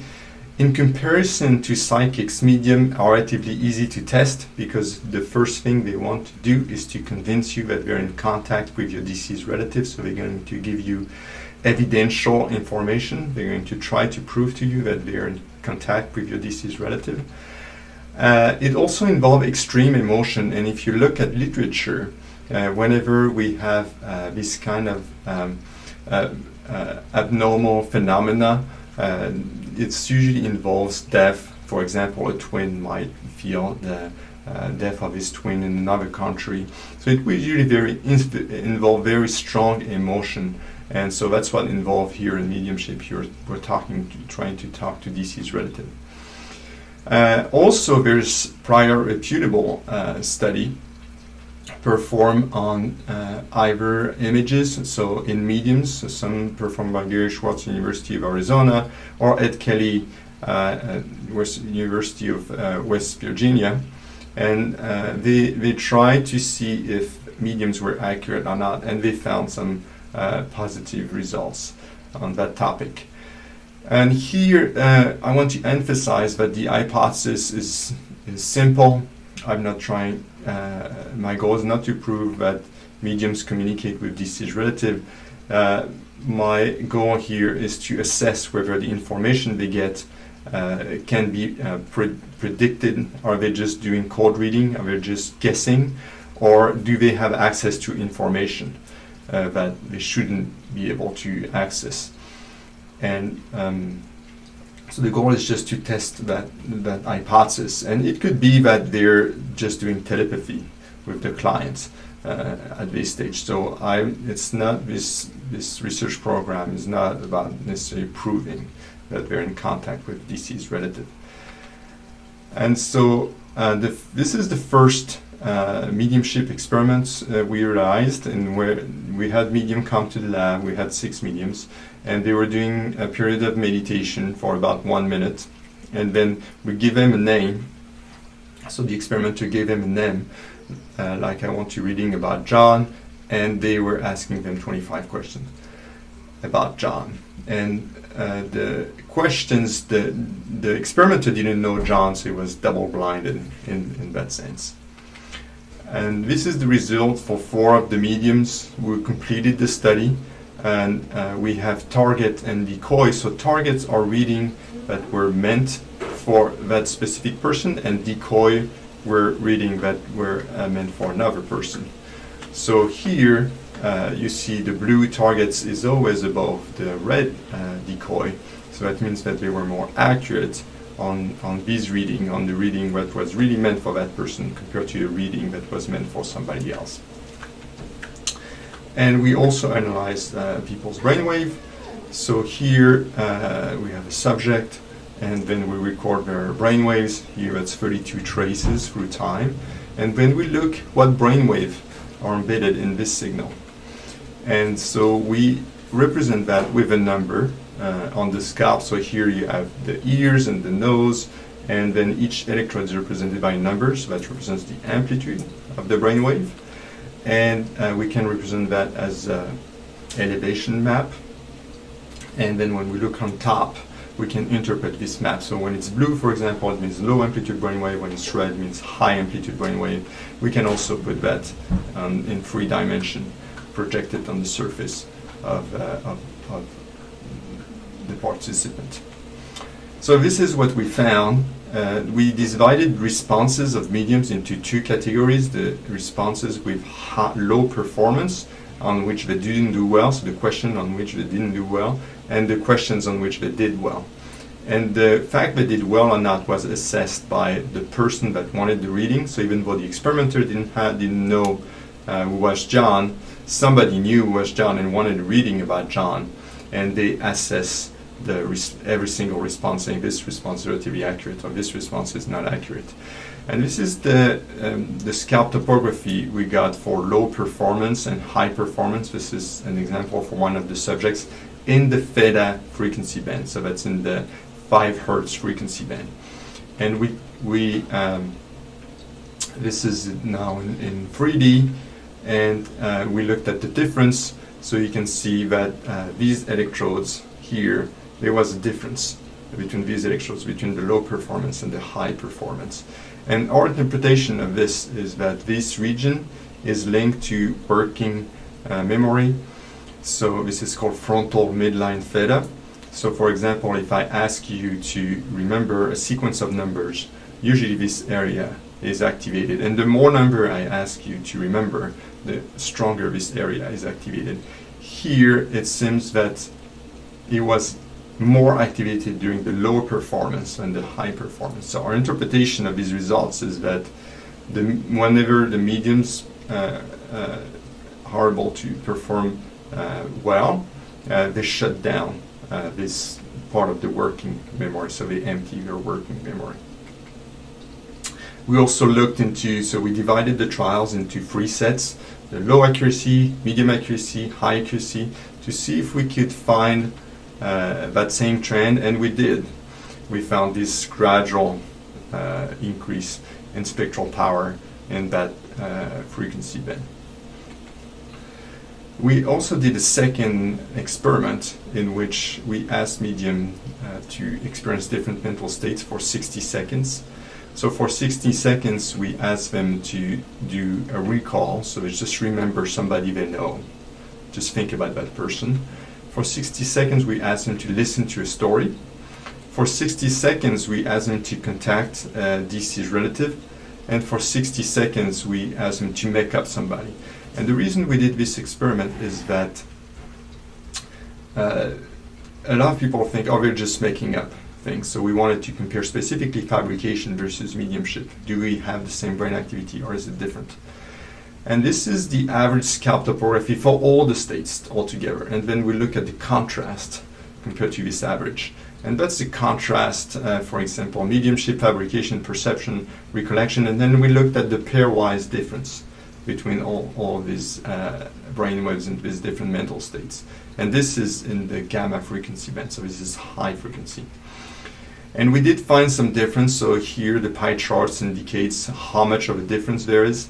And the bigger the circle, the bigger the difference at that electrode site.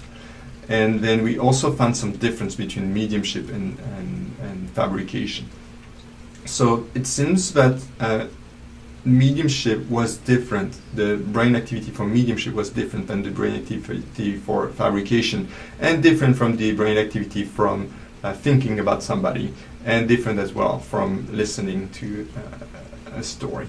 So it seems to represent different mental states. I invite you to look at the publication if you're interested. This is the publication related to these 2 experiments. And this was actually a paper that got a lot of interest. It got ranked into the first percentile, so it means the first % of the most read paper. So even though the subject is controversial, it seems that mainstream scientists are still very interested in looking into these results. This is the second experiment we did, and this was done with 12 professional mediums, and they look at 400 pictures each. And the picture, we had 2 categories of picture. They were asked, oh, do you think this person is alive, or do you think this person is deceased? And we collected data using our 32-channel EEG system. And the reason we did this experiment is in the first one, we only had 20 questions per medium, so we wanted to increase our statistical power. And to do that, we presented 400 pictures. And this is the way we process the picture to make them as similar between people who were deceased and people who were still alive. And so we had the original picture, and then we reframed the picture. So we designed a software so we could put points on the head and reframe the picture. We removed the background. Then we had a rating software, and we rated 8 different categories, such as age, whether the person was smiling, whether they had glasses, race. And then we had 3 judges assess all these categories, and then we took the median. We took the average of these 3 raters. And then we built a database of, for example, 100 photos. In our case, was 200 photos of people who were alive and 200 photos of people who were deceased, which were equivalent in terms of these categories. So there's as many people were smiling in the alive set as compared to the deceased set. And this is the result on the 12 mediums. So 50% is chance expectation. And you can see that all the mediums, almost all the mediums, except for S11 and S12, which are about 49% correct, are above the midline. The odds against chance of observing something like this is very low. And so there's no reason why, for example, the bar for a medium should be above or below the curve if they're just responding randomly. So this is a good indication that they're able to get something from the picture that tells them, oh, I feel this person is deceased, or I feel this person is alive. It doesn't mean it's necessarily a paranormal phenomena. Maybe they're capturing some small cues about the images, about their health. Oh, this person is going to live longer, or this person is going to live shorter, even though we try to balance everything in the database. So this is a good indication that this required more experiments on the topic. We also look at the brainwaves, and what we found in the brainwaves is that for the deceased image, the image of deceased people, there was a difference in the very early brainwaves, so the very early event-related potential at about 100 milliseconds, so it's usually what's called the P1, and this was localized more in the right parietal area. And so our interpretation of these results is that this type of, at least the brain difference seems to be very unconscious and very low level, if this can reproduce. We also published this paper in the mainstream journal. It also got a lot of interest from the community. And then we designed these third experiments. And the reason we designed these third experiments is like, okay, a medium seems to be above chance, but are they better than just standard people, or are they just the same level? And then we always, the problem with our database is that it was not stable, in the sense that some people die all the time, so they were switching categories. So we wanted a database that's more stable, that we can continue to use over the years. And also to increase the statistical power, we added one category. So in this new experiment, we have three categories of image. We have heart attack, so all the people are deceased, and either they died of a heart attack, they died of car accidents, or they died of death by firearm. And we collected, again, data with a graded system with 64 channels. And again, we balanced the image in the same way we balanced them in the first experiments, making sure there's not more people who were smiling than people who were not smiling in each of the categories. We also looked at weight, for example, because obviously if you're overweight, your risk of heart attack is much higher than if you're not overweight. So we looked at this to balance all the three different categories, and in the end we had 160 images with 60 images in each of the categories. And so this is the performance, and here chance is at 66% because there's three categories of images. And you can see the mediums and the non-mediums on the right, mediums in green, non-mediums on the right. And so when we take all the subjects, the odds again chance that they're above the red line, which is chance expectation, is again relatively low. So it's 0.02%. Unfortunately, this effect seems to be mostly driven by the people who are not mediums. The mediums didn't seem to perform well in that task, and most of the effect is driven by non-medium. When we pull all the people together, we still have a significant effect. When we looked at the brainwaves, we did find mainly two peaks. So again, the very early peak, and then the later peak between 200 and 350 milliseconds. And what we found is that, so here the first row of scalp topography is for the first peak, and the second row is for the second peak. And we found differences mainly between control and medium population. So it seems to be either doing something different in this task, or they have a different baseline brainwave. We didn't find any difference between the category of image or whether they were correct or incorrect. So what this tells us as our interpretation of these results is that first, the controls were much faster at responding. They were responding much more impulsively, and the mediums, they were taking much more time to respond, up to 4 seconds, whereas the control, they were usually below 3 seconds. And so maybe when you respond more impulsively, you have higher likelihood of getting a correct answer than when you think about the answer. That's one interpretation. And we also think that maybe the mediums didn't perform well because they had performance anxiety in that task. And this is also reflected by the fact that we recorded heart rates, and the medium baseline heart rate was higher than the control baseline heart rate. So this is a possibility as well. Either the mediums have a higher heart rate by baseline, or maybe they were more stressed during the task. And so this is our result so far. This is in the process of being published, and I want to thank you for your attention. And this project was supported by BR grants, and thank you. This presentation is dedicated to the memory of Fred Thaheld, a friend, a colleague, and a pioneer in consciousness research. Near-death experiences raise important questions about the relationship between brain function and consciousness, kinds of perceptual information that are available to consciousness in moments before death, the role of physical and biological mechanisms associated with altered states of consciousness, and relationships between consciousness, space-time, and phenomenal reality.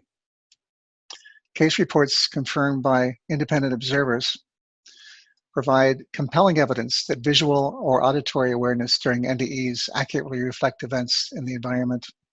Although such veridical perceptions are frequently reported by NDE survivors, controlled studies have so far failed to confirm them. An adequate explanatory model of NDE phenomenology must take into account veridical perceptions. After introducing NDEs, I will review neural and quantum-like models of veridical perception, discuss findings of controlled studies, and propose an integral model arguing that some NDE features are explainable by established neural mechanisms, while so-called anomalous features, such as veridical perception, may be consistent with postulated non-local characteristics of consciousness mediated by quantum-like processes, or that take place in higher-order space-times. I will conclude with recommendations for future research. Near-death experiences can be characterized as unusual, often vivid, and realistic, sometimes profound life-changing experiences reported by people who have either physiologically been close to death, as in cardiac arrest, or by people who believe that death was imminent but were not at risk of dying. The fact that near-death experiences take place during complete loss of consciousness, when the brain is functioning normally following myocardial infarction, when normal brain function is transiently interrupted, and during altered states induced by trance or psychedelics, suggests that multiple neural and psychological mechanisms are associated with near-death experience phenomenology. Confirmed claims of veridical perceptions in the context of NDEs have been variously interpreted as evidence for extrasensory dimensions of NDEs and human survival of bodily death. Reports of veridical perceptions by congenitally blind NDE survivors make this phenomenon even more puzzling, as such cases would appear to exclude plausible neuroscientific explanations and are consistent with the hypothesis that consciousness has non-local properties. Evidence that veridical perceptions take place and out-of-body experiences unrelated to NDEs, and findings of remote viewing research suggest that veridical perception is a widely shared human perceptual ability that occurs both spontaneously and in gifted individuals under controlled laboratory conditions.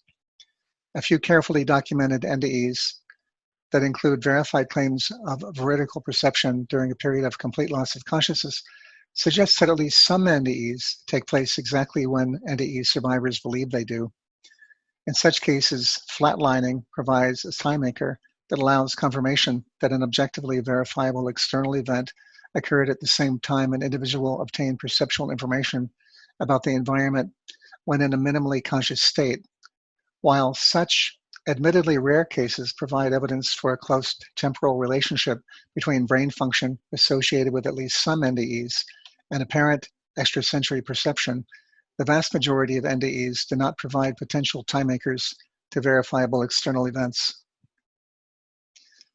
The neural prerequisites for NDEs may have more to do with the capacity for complex mental imagery than an intact visual system. Bocan has reported, for example, that transient surges of bioluminescence from regions of the visual cortex and retina take place in individuals engaged in intense visual imagery, and argues that such experiences may help explain encounters with bodies of light frequently reported during NDEs. Biophoton emissions during vivid mental imagery are found to be highly correlated with EEG spectral power. Cases of cortical blindness in which the capacity for visual imagery is preserved provide further evidence that complex visual imagery does not always require an intact visual cortex. Ring and Cooper have argued that visual imagery not only does not depend on intact visual cortex, but would be expected to take place even in cases of acute cerebral hypoxia impairing normal functioning in the neocortex. Findings of EEG and fMRI studies suggest that non-local correlations between electromagnetically isolated brains may be consistent with quantum-like entanglement between complex living systems. A small in vitro study found indirect evidence of macroscopic quantum entanglement between cultured nerve cells that were electromagnetically isolated. The recent discovery of quantum scale vibrations in neuronal microtubules in the living brain provides indirect evidence for macroscopic quantum effects and possibly quantum entanglement in brain tissue. The findings of Satyajit et al. Are consistent with the hypothesis that EEG rhythms may derive from quantum-level microtubule vibrations. Stapp has argued that the recent findings of surges of highly organized oscillatory EEG activity in the premotor cortex of monkeys provides evidence that macroscopic quantum-like fields take place in the mammalian brain. Stapp, Hameroff, and Penrose have argued separately that microscopic quantum-level processes constitute fundamental mechanisms of brain function that make conscious experience possible. Vitiello and Freeman assert that quantum field theory provides more robust descriptions of complex nonlinear dynamics in living systems than quantum mechanics and may provide a more adequate framework for modeling consciousness.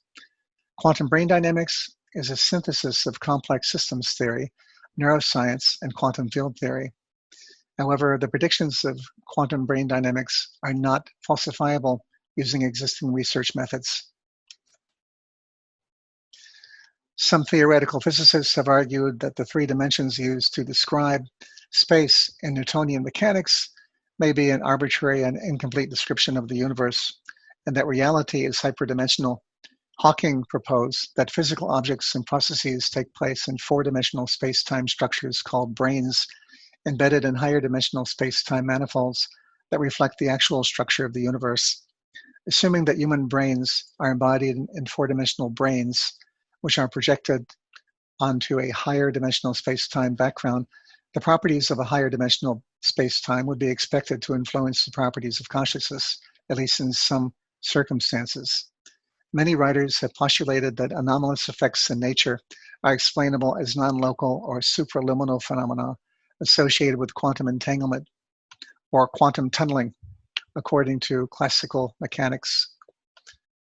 quantum mechanics, and especially quantum electrodynamics theory.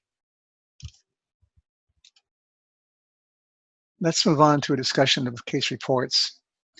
In an early landmark study on near-death experiences, Sabum asked his patients to imagine the scene around them during emergency resuscitation. No one who reported having an NDE made errors in their descriptions of the scene, and 19% of individuals who had NDEs reported idiosyncratic and unexpected events that happened during resuscitation. Among subjects who did not report NDEs, no one was able to accurately describe the scene. In a review of 93 reports of potentially verifiable out-of-body perceptions during NDEs, Holden et al. Reported that 86% had been corroborated by an independent witness, 92% were completely accurate in every detail, 6% contained a minor error, and only one report was found to be completely erroneous. In face of compelling case reports of apparent veridical perception during NDEs associated with minimally conscious states, controlled prospective studies have so far failed to demonstrate a single instance of veridical perception associated with NDEs. In a series of 52 induced cardiac arrests in individuals receiving implantable defibrillators, not a single patient reported an NDE, or a sense of having left the physical body or observing the scene from an out-of-body visual perspective. Grayson et al. Attributed the failure to find a single NDE to 3 factors: preoperative reassurances that patients would not be in danger of dying, brief duration of the induced cardiac arrest, and the amnestic effects of pre-anesthetic sedative medication. Findings of recent animal and human studies showing that coherent electrical brain activity occurs at moments near death may invalidate models that assume NDEs take place in the complete absence of brain activity, i.e. flatlining. Studies using specialized EEG recording techniques and sophisticated data analysis methods have revealed that a surge of highly coherent brain electrical activity takes place in humans and rodents in the moments immediately before death. Using continuous electrocorticographic recordings from electrodes implanted in left and right frontal, parietal, and occipital lobes, Lee et al. Observed increased coherence in the gamma band and the theta band between all cortical sites in rats undergoing experimental asphyxia. Increased functional connectivity was found between frontal, parietal, and occipital cortices in multiple frequency bands.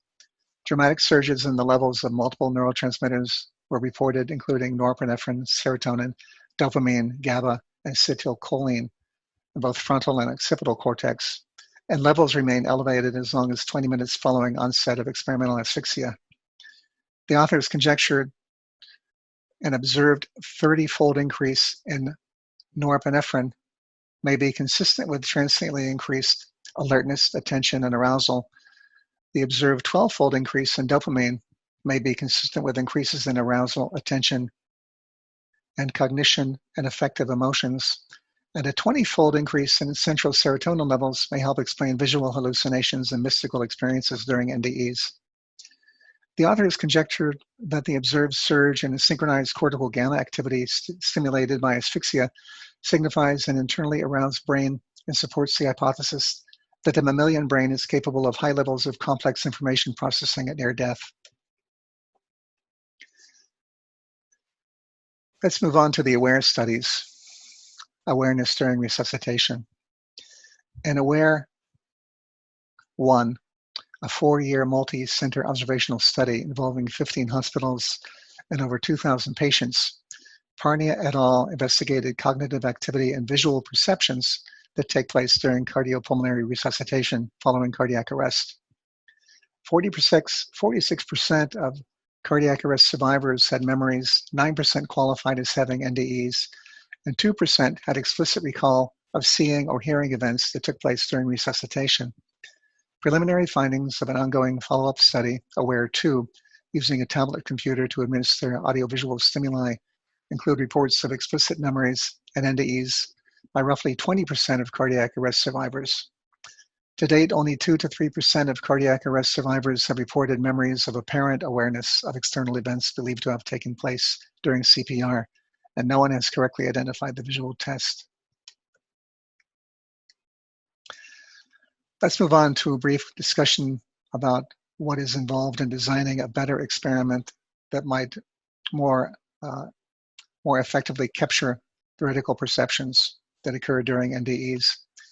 Reasons for the apparent discrepancy between frequent reports of veridical perception associated with NDEs and the failure of large controlled studies to confirm a single case of veridical perception are unclear. In their global perception of information model, Jordan and Smithies proposed that individuals who have NDEs are perceiving the environment from a perspective external to the four-dimensional universe without the use of bodily senses, and translating this information into ordinary perceptive concepts after returning to normal waking consciousness. The authors suggest that targets used in future NDE studies should be images with high emotional salience concealed in opaque envelopes located where NDEs are likely, such as emergency rooms and ICUs. Faheld has expanded this proposal to an experimental design that could permit researchers to correlate the time of apparent veridical perceptions with the time of cardiac arrest. The experiment would involve suspending a flat electronic lighting device from the ceiling in the center of the ICU, ER, or other part of a hospital where patients undergo continuous cardiopulmonary monitoring. Facing the ceiling, this device would display a large digital clock that would continually flash "the time is now," and then the time would be inserted for 5 seconds in each of 4 orientations. Cumulative research findings suggest that the complex phenomenology of NDEs cannot be adequately explained on the basis of a single mechanism. Carefully documented cases that include time makers confirm that at least some NDEs take place contemporaneously with periods of complete loss of consciousness. It is likely that some NDE features are constructed from fragments of remembered sensory experiences encoded in neocortex, while apparent anomalous features such as confirmed reports of veridical perception may be consistent with quantum-like processes or the operation of consciousness in higher dimensional space-times. I propose that the dynamic interconnectivity between networks is in a state of continuous flux in response to modulatory inputs, including neural signals and postulated non-classical phenomena, resulting in overlapping deterministic and stochastic patterns of brain activity on multiple temporal and spatial scales. While current science provides adequate explanations of ordinary perception, cognition, veridical perceptions, and other so-called anomalous features are mediated by quantum-like phenomena or possibly take place in higher dimensional spacetimes. Let's move on to discuss some research recommendations that might shed more light on the nature of veridical perceptions during NDEs. Prospective longitudinal studies on NDEs should ideally employ 24-lead EEG recordings and sophisticated EEG analysis algorithms to test for correspondences between highly coherent brain states and specific NDE features, including claims of veridical perception. Ethical considerations preclude implanting electrodes in the human brain, hence direct comparisons between findings of human and animal studies may not be forthcoming. However, estimates of subcortical electrical activity can be made using specialized EEG methods together with advanced imaging approaches based on connectome theory. Functional brain imaging studies should be done on experimental animals already scheduled for humane euthanasia to determine whether findings of surges in coherent EEG activity reported in rodents and humans at near death are a robust phenomenon or merely artifacts of signal collection and analysis techniques. Following Lee et al., future animal and human studies should use simultaneous recordings of brain and cardiac electrical activity to determine whether feedback and feed-forward activity between the brain and heart takes place in different animal species and humans at moments near death. Where ethically feasible, EEG data should be supplemented by assays of neurotransmitter metabolites to ascertain whether surges in neurotransmitter activity at near death are a consistent and robust effect across different species. Faheld has suggested using ultra-sensitive biophoton detectors to determine whether non-random spikes in biophoton density or coherence are emitted from the brain during NDEs and whether such spikes correlate to transient changes in EEG activity. The initial phase of the study would collect baseline data on biophoton emissions from a normal awake subject and a normal sleeping subject in a very dark room. The second phase would measure biophoton emissions during an acute medical crisis. And in a third and final phase, measures of biophoton emissions would be taken following cardiopulmonary resuscitation. A finding of above chance correspondences between neurophysiological activity and highly coherent biophoton emissions would constitute provisional indirect evidence for non-local correlations. In other words, entanglement between a person's mental state and an external system that may be consistent with the predictions of quantum-like models of consciousness.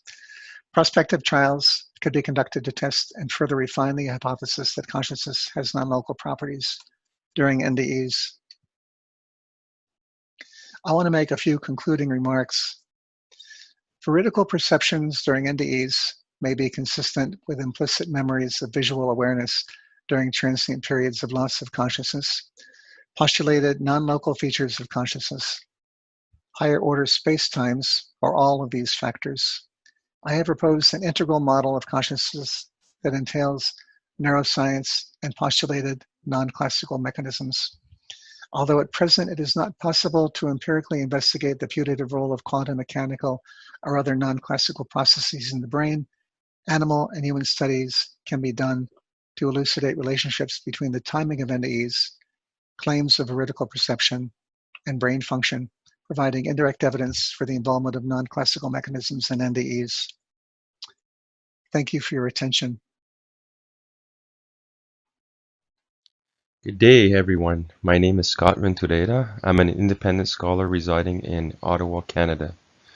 Today I'll be delivering a presentation titled Artificial Intelligence, the Nature of Consciousness, Information, Reality, and the Possibility of the Afterlife.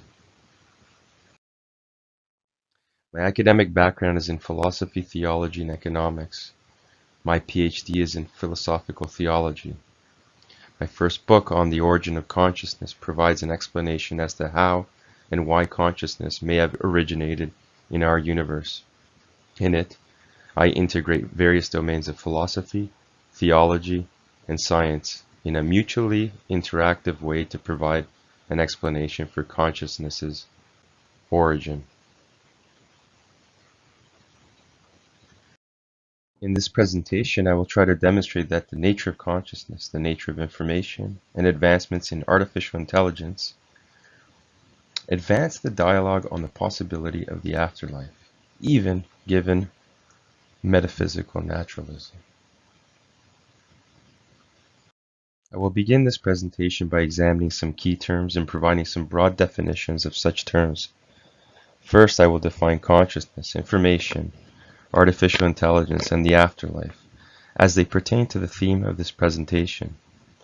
Second, a brief exploration of how the afterlife has been understood throughout the history of the world's main religions. Third, the distinction between logical and causal possibility, and how it pertains to the possibility of the afterlife. Fourth, the concept of transhumanism as a connection between AI and human consciousness. Fifth, I will consider what role, if any, AI may play in the future of the human person with respect to the afterlife. Questions about functionalism are raised in causal possibility of downloading our brain onto computers or other such media. Curiosity is also incited as to the causal possibility of consciousness existing immaterially and its possibility through orchestrated objective reduction theory, ORC-OR. I seek to probe the possibility and the difficulties associated with such scenarios. There will be a number of different aspects of this presentation, but the purpose is to set up the question about the possibility of the afterlife given the future of the human person and AI. As 21st century humans, we find ourselves in an era of utter awe and discovery, with the rapid advancement of the natural sciences and the exponential development of technology, all of which serve as an indispensable aid to scientific, philosophical, and theological inquiry. Through this ever-evolving correspondence between our understanding of the natural sciences and technological development, it is astonishing, for instance, to observe the features of low life, such as microorganisms endowed with specified complexity, something that has been only possible because of our advancement in technology. Most remarkable is the fact that we can unravel a world far more intricate than any computer or device we have been able to design. This is especially true with the informational content embedded on the spine of the double helical DNA molecule. Indeed, our technology has allowed us to discover an exquisite world of nanotechnology that is far more sophisticated than our own, yet vastly more primitive. For example, even primordial single-celled organisms such as eukaryotes and prokaryotes, bacteria, exhibiting much lower orders of specified complexity and obvious cognitive capacities than humans possess. Such advancements provoke us to reflect deeply on our philosophical and theological outlooks. The success of the modern sciences has raised a series of intriguing questions revolving around a string of variant phenomena. The universe itself, the physical laws that govern the universe, the information necessary for the existence of the first cell, and consciousness, particularly as related to the human mind. The intelligibility of the cosmos and our advancement in the natural sciences, with corresponding technological advancement, presupposes an inherent rational order and structure to reality. It is not a requirement of existence that our minds correspond with how reality actually is, and that we are able to gain understanding of it with our various theological, philosophical, and scientific instruments. These rational endeavors would be impossible without our level of consciousness. Yet this is the intriguing state we find ourselves in. The concept of self-consciousness, that is, the introspective ability of being aware of oneself as experienced by embodied persons. Self-consciousness entails a recognition of individuation, namely, that one as an individual being is separate and distinct from other beings and the surrounding physical environment. Other understandings of consciousness, such as intentionality and phenomenal experience, are also important, as they are not so neatly disentangled from introspection nor from one another. Intentionality refers to particular mental states, including thoughts, beliefs, desires, and hopes, which are aimed at some object or state of affairs. Phenomenal experience involves what is known as qualia, which are understood as phenomenal properties of experience, such as a specific sort of intrinsically characterized mental state, such as seeing red, having a sour taste, smelling roses, hearing music, and feeling pain. The science of consciousness is a developing enterprise, but it is still in its speculative stages, since consciousness is not observable through conventional scientific empirical means. In my estimation, the unifying principle between life, consciousness, artificial intelligence, and reality in general is information. The fundamental question is, what do we mean by information in this context? Leading philosopher of mind David Chalmers has shared a similar sentiment in The Conscious Mind, when he stated, "I do not have any knockdown arguments to prove that information is the key to the link between physical processes and conscious experience, but there are some indirect ways of giving support to this idea." To be sure, there are many qualitative and quantitative theories of information. Qualitative ones would include semantic information and information as a state of an agent. Quantitative ones would include Nyquist function, Fisher information, the Hartley function, Shannon information, Kolmogorov complexity, entropy measures in physics, and quantum information. Although Chalmers seems to now support panpsychism, his dual aspect view of information, that is, a physical and phenomenal aspect, does not depend on it. He himself has been explicitly clear about this. Nevertheless, the question remains, why should we agree with Chalmers? Close to 25 years later, we are still searching for this clue to reality. Are there some more direct ways available to us now? Which understanding of information? Even though I do not want to immerse myself into the complex debates involving qualitative and quantitative theories of information, the concept of functional information or functional organization will suffice for our purposes. Chalmers offers an interesting understanding of functionalism, which he labels non-reductive functionalism. This understanding is indicative of a certain level of functional organization that corresponds with the same type of conscious experience. What is essential is the existence of certain parts and the dependent relations between their states. In other words, a system or organism's level of functional and integrated complexity is manifested through their conscious abilities and experience. There is a deep correlation between complexity and consciousness. This is the basic premise of cosmic evolution and universal common descent, even if we do not understand or know the causal or conceptual connection between the two. AI is a science of computers emulating human thinking. In other words, a reference to the simulation of human intelligence in machines. It is also strongly associated to machine learning, which refers to a method of how machines learn from large sets of data and an ability to discern patterns to accomplish certain tasks. At its core, machines are endowed with autonomous behavior. These machines are programmed to think like humans and even mimic their actions. It is not merely a new type of technology, it is literally a new approach to computerization and digitization, which affect many areas of human life and our understanding of reality, including the afterlife. as we shall explore. This is where we can ultimately put to the test the concept of non-reductive functionalism. Non-reductive functionalism could be the informational link or glue between human consciousness and artificial intelligence with respect to a high degree of self-awareness. This is found through human persons who can introspect deeply on themselves, other minds, and the external physical world.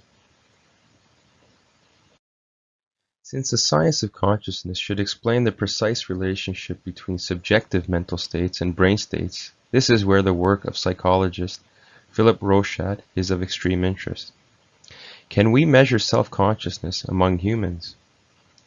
Rochat outlines 6 different levels of self-awareness and how they unfold through the use of recognizing one's self through a mirror, including level 0, confusion. This is a level of no self-awareness.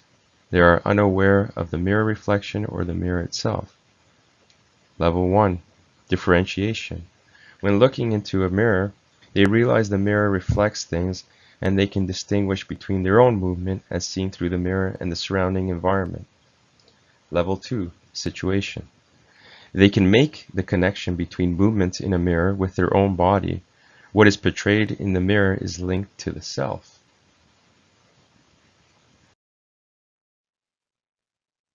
Level 3, identification. They recognize that they can see themselves in the mirror and that it isn't somebody or something else. Level 4, permanence. A permanent self is experienced beyond mirror imagery. Level 5, self-consciousness or meta self-awareness. At this stage, they not only recognize themselves, but recognize that others recognize them.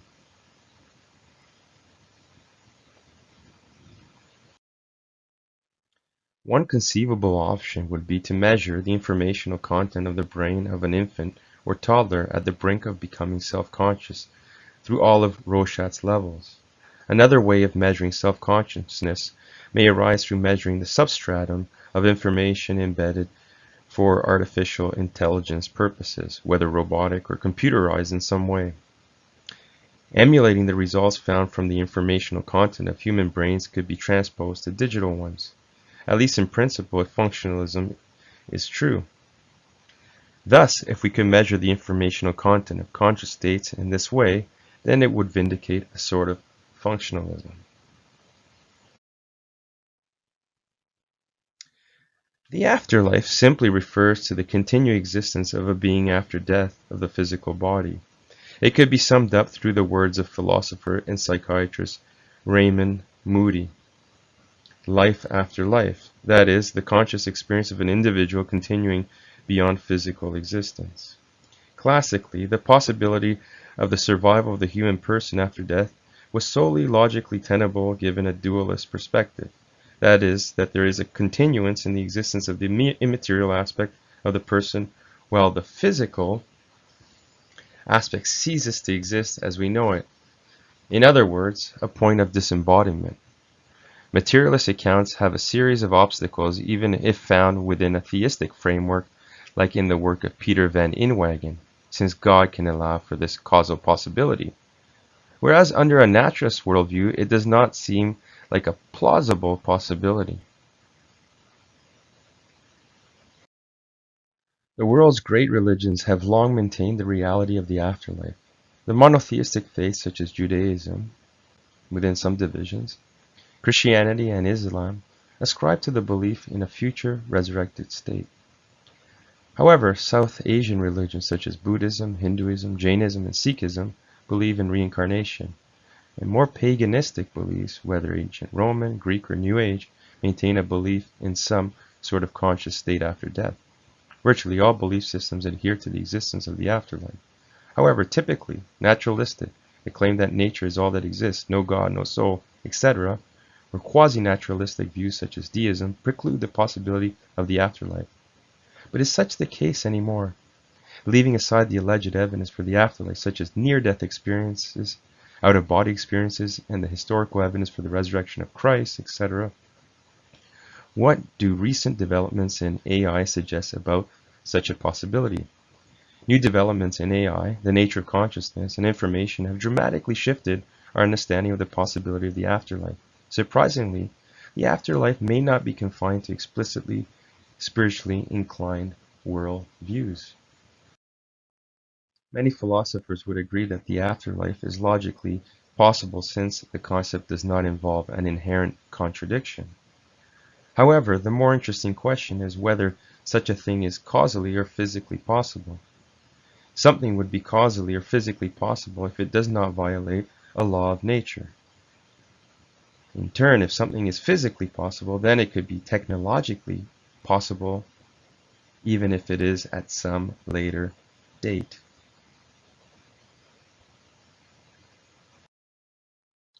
If we put aside the philosophical problems of being, first causes, debates over God's existence, the veracity of certain religious doctrines, and ethical questions regarding immortality, for the first time in human history we can acknowledge the physical possibility of the afterlife, even through metaphysical naturalism. Through our technological advancements, real conversations regarding this possibility have ensued with the concept of transhumanism. The idea of transhumanism, that is, of merging human persons with technology to create a further step in human evolutionary history, in other words, artificial intelligence with the biological, has been popularized by Jesuit priest and paleontologist Teilhard de Chardin, the mathematical physicist Frank Tipler, entrepreneur Elon Musk, and the futurologist Ray Kurzweil, with his concept of the singularity, which has predicted to occur around 2045. What could be a physically possible and plausible method of sustaining a human person's self? Some futurists have suggested that a potential way of bringing a person to immortality could be through mind uploading. It relies on the idea that the information within your neurons could be transferred to a computer, allowing you to live forever. Although mind uploading seems like the most plausible notion of preserving human consciousness, it is marred with difficulties including technological, philosophical, and theological ones. There are several technological hurdles that make the 2045 prediction incredibly unrealistic. For instance, storage may be an issue without quantum computing, but that is the least of our worries. We do not currently have the technology to scan every single neuron and synapse of a human brain in a way that would accurately represent, with precise molecular detail, one's authentic neural network. There are roughly about 1 billion synapses in every cubic millimeter, with a significant number of them coming from neurons that are far apart within the brain from one another. Currently, aside from sci-fi like imaginative scenarios, we do not have as of yet the computer power to emulate the operations of the human brain in such detail, even with quantum computing. As for philosophical problems, these would include the continuance of the hard problem of consciousness, the lack of physical environment to provide feedback for mental states, and the sense of self, that is, self-awareness. The problem of identity is an insurmountable issue. Would you be really you? And if so, who owns you, since minds are typically owned by themselves? But now selves could be owned by others. Aside from the obvious ethical dilemmas, how is this possible? Moreover, it seems that the informational content of the inner workings of the brain may not be deduced by physicalist means. For instance, how does one distinguish the exact same neurophysiological inner workings when a subject is claiming to have two very distinct thoughts suggestive of a thought's irreducibility? The question also remains, how can this be considered to be an authentic you, since a copy would merely be just that, a copy? Moreover, this would seemingly preclude free will. We would also lose the concept of individuality and personhood as it has been understood philosophically and theologically for millennia. An important quantum theory of consciousness developed by the anesthesiologist Stuart Hameroff and the physicist Roger Penrose is ORC-OR, Orchestrated Objective Reduction Theory, which provides a potential avenue to unify consciousness, information, the afterlife, and AI through quantum vibrations found within protein polymers known as microtubules, which are contained inside of neurons and are understood to give rise to consciousness. These microtubules control neuronal and synaptic function while connecting self-organizational processes at the quantum level. Hameroff and Penrose have argued that consciousness can exist apart from the body through quantum information as a soul, potentially eternally existing. This theory, if developed further, and if our science of quantum information increases, may be able to circumvent or overcome some of the technological and philosophical obstacles to the afterlife given a naturalistic view. Even though for some, the hope to find a naturalistic account for the afterlife is heavily present. But futurists must overcome a series of difficulties on both technological and philosophical fronts. Only time will tell if this hope is realistic or not. Nevertheless, for the time being, debates about the reality or unreality of the afterlife will continue independently from these discoveries.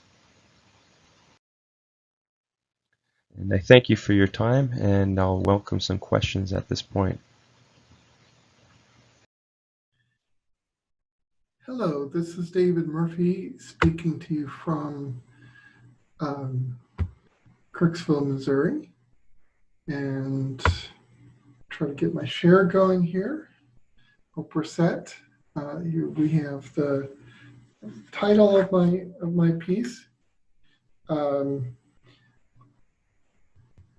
I want to include this epigraph by David Chalmers, of course an enormous figure within consciousness studies, to indicate the constructive purpose of my paper.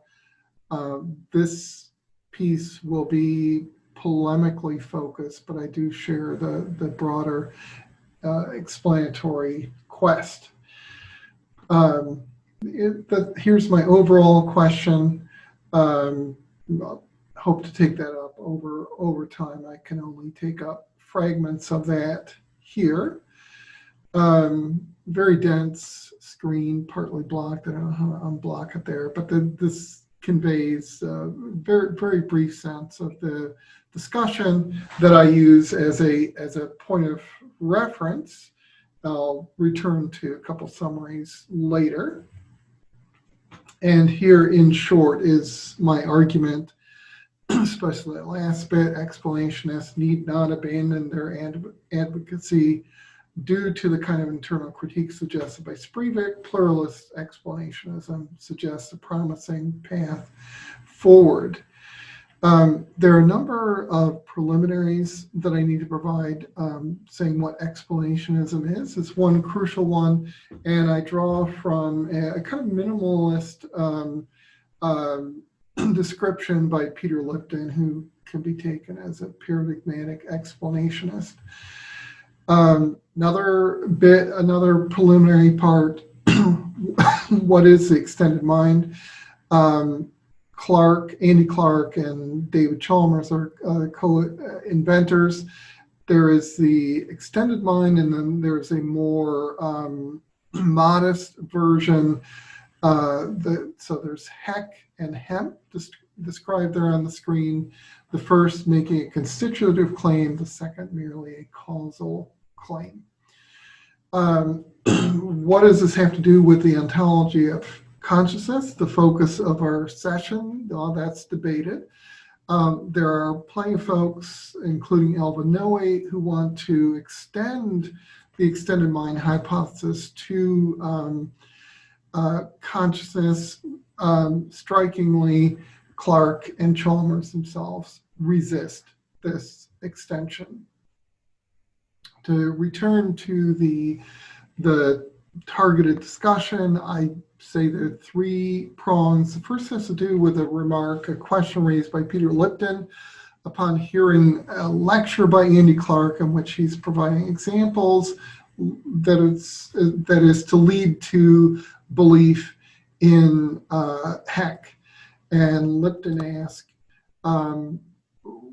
what difference would it make if environmental features were cognitive or mental? And neither he nor Mark Sprivik, his student, colleague, and friend, were able to see such a difference. Secondly, there's a broad question regarding explanation, harkening back to the statement by Chalmers that I used as epigraph. Does the appeal to explanation in general work for or against heck or hemp, for that matter? And then thirdly, Sprivik develops Lipton's originating question in terms of inference of the best explanation, in particular version thereof. I would contend that it's helpful to differentiate the prongs as they're discussed. I don't think the same response works in each case. So another important ingredient is what's meant by inference of the best explanation. That proves to be a tangled issue, I would argue, with a lot of variants out there, but I begin with the version presented by Mark Sprivik as he draws from something said by Peter Lipton. So here I point out that there are these variants, a lot of them having to do with the way in which inference to the best explanation is thought to track truth. And I contend that Lipton's work is especially valuable in looking at various characteristics and versions of inference to the best explanation. In order to get the summary of the targeted piece correct, I want to cite the author directly. Notably, he says there a serious rival to heck exist, namely hemp, and this invalidates IBEs for both the truth and falsity of heck. Explanatory value to cognitive science is not a guide to the truth value of heck. I agree with Mark in part. I think that he makes a strong case within the way that he frames the argument. However, the worry right up front is to what extent does his framing capture the explanatory ruminations of Chalmers, among others, and I would argue that in the piece that Sprivik himself cites, Chalmers doesn't fit neatly, at least, within the umbrella that Sprivik lays it out. Another summarizing move, I say that you can identify kind of internal critique at the core of Sprivik's argument. He's saying that advocates as well as opponents of heck appeal to inference to the best explanation. However, when you examine inference to the best explanation carefully and look at the call for examination of rivals and, as he puts it, the need for a clear victor to emerge, well, the appeal that advocates of heck are using actually proves to be the undoing of their argument.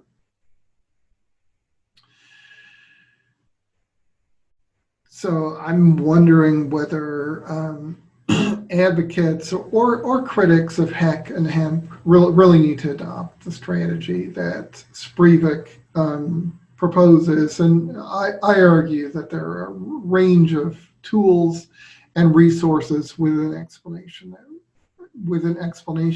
that may well lead in a different direction, different conclusions. So one remark is one could go far field in attempting to undo this internal critique. I cite there a remark by Paul Feyerabend concerning inference to the best explanation. I'm going to stick closely to the work of Peter Lipton, things that he endorses or sympathetically describes or at least points to. And in that way, I hope to soften or dissolve the internal critique from within. So I hope to broaden the scope of investigation by considering a range of tools and resources within explanationism and more specifically within inference of the best explanation. I'm going to do that in a series of moves. One kind of radical move maybe is drawn from Lipton's own work, where he suggests that there might be a constructive empiricist version of inference of the best explanation, briefly described there on the screen. Then I ask, well, what would be the pertinence of this? Well, a constructive empiricist inference to the best explanation would contest the terms of the argument as set by Spree. They could go in a really different direction. One outcome might be a more friendly take on the possibility of being agnostic with respect to Heck and Hemk. In the same ballpark, still looking at Lipton's magnum opus, inference of the best explanation, he talks about ranking, briefly described there again as he attempts to make overtures to anti-realist Bas van Fraassen. What might that have to do with the discussion? Well, Spreevik says that perhaps there are some differences, but IBE requires that there is a clear winner. But under the ranking model, you'd want to look very closely at the relations of various explanatory virtues, and perhaps some meaningful, significant ranking could be generated even if no clear winner emerged.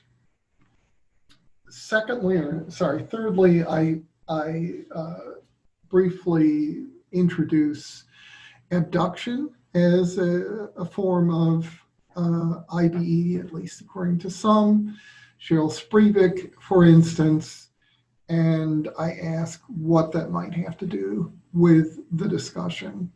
Mark says that the race is too close to call, and it makes a pretty strong claim here. It's hard to see how future evidence could settle it. And in thinking about this issue, the application of abduction to the debate, I introduce the extended conscious mind. So Clark describes it by differentiating the extended mind that he and Chalmers back, and then comparing it with the extended conscious mind. Both Chalmers and Clark are critical of the extended conscious mind, as mentioned. What does that have to do with my presentation? Well, I'm asserting that this explanationist tool of abduction might be applicable because it looks to me like the arguments by Chalmers and Clark could be rendered in abductive form as counter hypotheses to the extended conscious mind hypothesis. Next, I introduce the theme of contrastive explanation that features very heavily in Lipton's work, also in his main book, Inference to the Best Explanation. And he links it with interest relativity.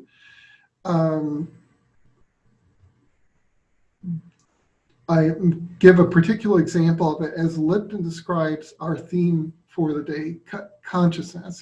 He's reviewing a number of proposals, and it seems like there's massive confusion and inconsistency and maybe contradiction. He says, well, some of that can be sorted out with the tool of contrastive explanation.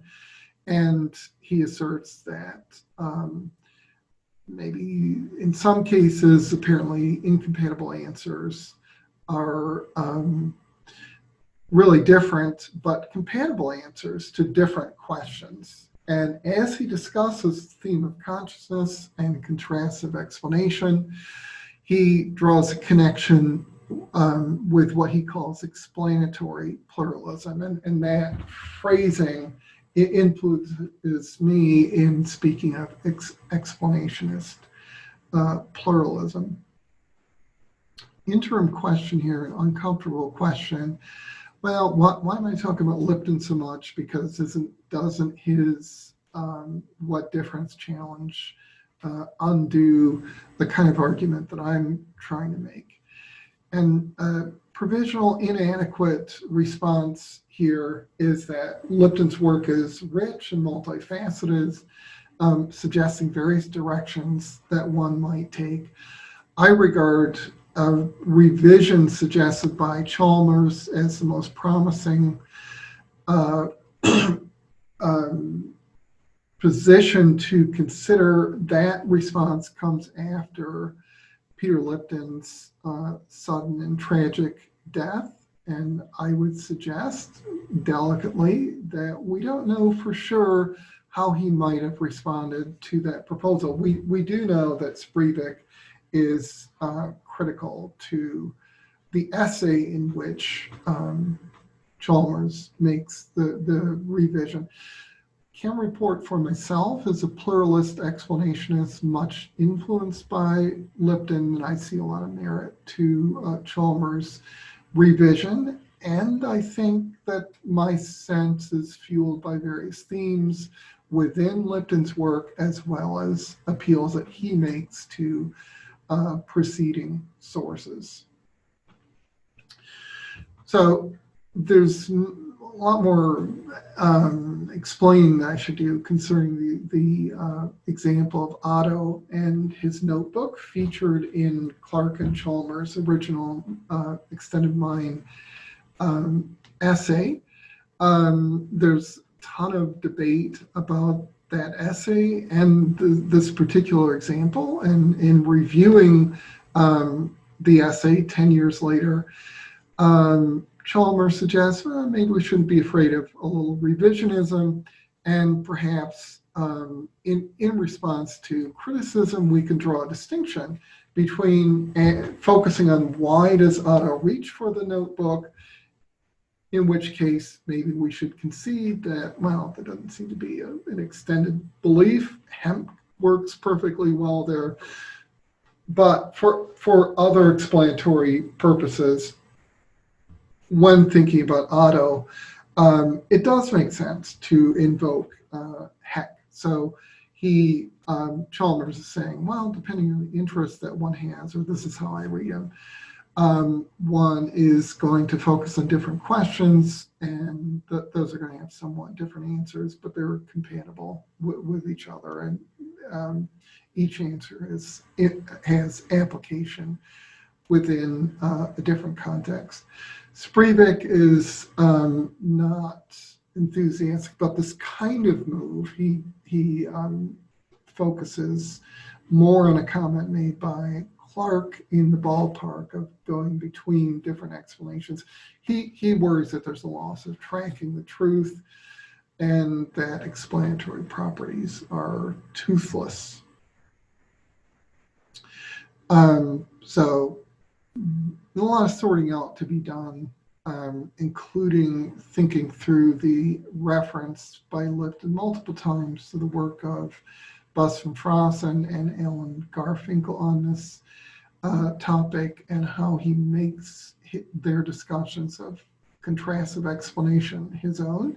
And he revises the theme in a distinctive way by talking about the difference condition And I think that it's that theme in Lipton that shapes his question to Clark. So there's a lot of sorting out, but it does seem premature to dismiss the kind of revision made by Chalmers. It looks quite interesting from a pluralist explanationist vantage point.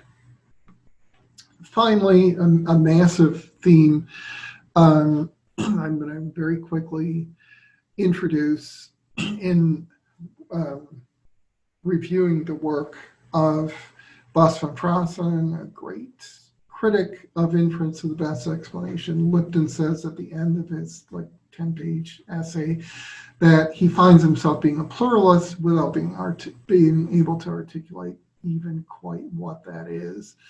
Lipton is not relinquishing his explanationism, so it looks like he exemplifies a combination of voluntarism and explanationism, a super intriguing possibility to me, but one where we're bereft of Peter's elaboration. What might this have to do with Heck and Hemp? Well, it's to be determined, but again, under voluntarist explanationism or explanationist voluntarism, it looks like the explanationists would move in a rather different direction than Spivak, or at least would resist his framing of the issues. This brings me to my conclusion. I turn toward the end there. It'd be premature to call a stalemate with respect to explanatory considerations, and such explanatory considerations may yet be established as significant or even decisive within a pluralist explanationist framework. Then small print, the things that I cited, and thank you for your attention. Hello all, my name is Maria Stewart. I study psychology at the Pontifical Catholic University of Rio de Janeiro in Brazil as an undergraduate student, soon to graduate at the end of this year. I work at the Institute of Research and Education, which is mainly called IDO since 2015, and my presentation is going to be about an ongoing study here at IDO about non-inferential perception and associated cognitive aspects. I'd like to present the team behind this study. This is Jorge Moll, the head of laboratory and research group leader. This is me, and the rest are my fellow co-workers. So first of all, non-inferential perception is highly associated with remote viewing as seen in literature. And what is remote viewing? Remote viewing, as I've written here, is an ability to acquire non-inferential information from a distant point in space-time by perceptual mechanisms other than the non-sensory channels, such as hearing, sight, and etc. Previous studies have shown significant statistical results for selected participants, as this review of remote viewing experiments conducted at SRI International from 1973 to 1988 indicates an average effect size of 0.21 for unselected participants with a number of 966 trials, and an average effect size of 0.385 for selected participants with a number of 196 trials. This review also indicates that approximately 1% of selected population has an ability. However, this topic still remains controversial, as this extensive meta-analysis indicates. The main argument is that the use of the same remote viewers, the same judge, and the same target photographs makes it impossible to identify their independent effects, making it unclear whether the observed effects can ambiguously be attributed to the remote viewing ability as opposed to characteristics of the judges or of the target or some other characteristic of the methods used. Hence, independent studies as this one should be made to investigate the reproducibility of these results and the existence of the phenomenon. The effect size is a more desirable measure of replication of these studies because, unlike the p-value, they are independent of a large sample size. So the typical protocol for this study is to ask a participant to draw and describe an image that will be presented to her or him at the end of each session as feedback. Both monitor and participant are blind to the target image that is generated when the monitor finishes the session. right before giving feedback to the participant. For that, it is used a long-established 300-image target pool in which you can find more details in this paper. This target pool has thematic coherence, which means they're all real photographs of an urban and or natural scenario. It also has size homogeneity, which means one finds different sized target images. And last, all images are coherent as they are all external scenarios with no people, no animals, no small artifacts, no vehicles, and no odd camera lighting and angles. This criterion set to all participants for some guidance. These images are also classified in 5 orthogonal categories, which are canyons, waterfalls, bridges, cities, and oriental structures. There are 5 similar images of each category and 12 final groups with mixed categories and orthogonal images. The target is selected from one of these groups in a random way by software in which the monitor has no involvement at all. 6 participants previously coded each image 20 years ago with this 24 set of elements using a fuzzy set method according to how much these elements were visually impacting on the image. Here you can see an example. This is an image taken from our target pool, and this is its corresponding previously established membership value. An alpha cut is used for every membership value equals 2 or higher than 0.2 to set all stimulus membership values to equal 1. So all of these stimulus membership values will be set to 1 in the final analysis as they are higher than 0.2. We apply this alpha cut because participants rarely ever say the element as a major part of the scene. The session's analysis is done in 2 steps by the monitor. First, he enters the participant's response on a platform as a fuzzy set using these set of elements according to how much they are present in the response. Or if the information is ambiguous, the monitor can score according to the degree to which he or she is convinced that element is contained in the response. So you can see an example here, whereas this is the participant's response, and this is the corresponding fuzzy set membership value scored by the monitor. Here's a verbal description of the response collected in the session. As you can see, the participant described seeing white houses like a village in the top of a hill and the feeling of water hitting stone. So the monitor scored 1 for natural, 1 for land-water interface, and 1 for hills, as the participant described the presence of water and hills, 1 for man-made and buildings, as the participant described the presence of houses, 0.9 for villages, as the participant described something like a village, and 0.6 for coastlines, as the participant described water hitting stone. Once this step is done, a figure of merit, which we will be calling FOM, is generated. The figure of merit is an outcome measure of participants' performance that combines computation about the accuracy, which is the percent of the intended target that was described correctly, and reliability, which is the percent of the participant's response that is correct. As you can see here, it is given by the product of the accuracy and reliability of membership values of both target image and participant's response. N is the number of elements, in which in this case is 24. J is the index number of the element. T is the membership values of the target image, and R is the membership values of the response. All of the symbols stand for both equations. The second steps consist of a platform randomly selecting 5 images, one being the target and the other 4 non-targets, and displaying them on the screen, as you can see an example here. The monitor has to rank these images from 1 to 5, with 1 being the image that most likely corresponds to the participant's response, and 5 to the least similar one. This method affords an easily interpretable chance probability of success across trials, as a rank score of 3 stands for chance. The visual rank was established a priori as a primary outcome measure. A FOM is computed for each of the 5 images, and they are ranked from highest FOM to lowest. This is called our FOM rank. Here you can see the FOM rank of all 5 images on a session. This is for the target. And here for the visual rank scored by the monitor for all the 5 images on the session. This is for the targets. Now I'm going to talk about our study. Our study had the main objective to replicate and improve previous methods such as this protocol I've just shown you. As an improvement, we created an online version of this protocol in which the monitor and participant meet remotely over the internet. One advantage of this improvement is that it enables the recruitment of more participants. The secondary objective of this study is to recruit high-performance participants for further investigation using a bottleneck approach. We do blocks of 3 sessions per participant, always on different days, and if the participant maintains a high performance, we keep doing these blocks of 3 sessions until 21 maximum. Besides the sessions, the participants also answer 4 questionnaires for more robust data collection. Questionnaires out of fast synesthesia battery, as this studies here indicates that both phenomena could be correlated, a numinous questionnaire to investigate numinous experiences, questionnaire about vividness of visual imaginary, and last, a questionnaire, a demographic questionnaire with some other exploratory questions.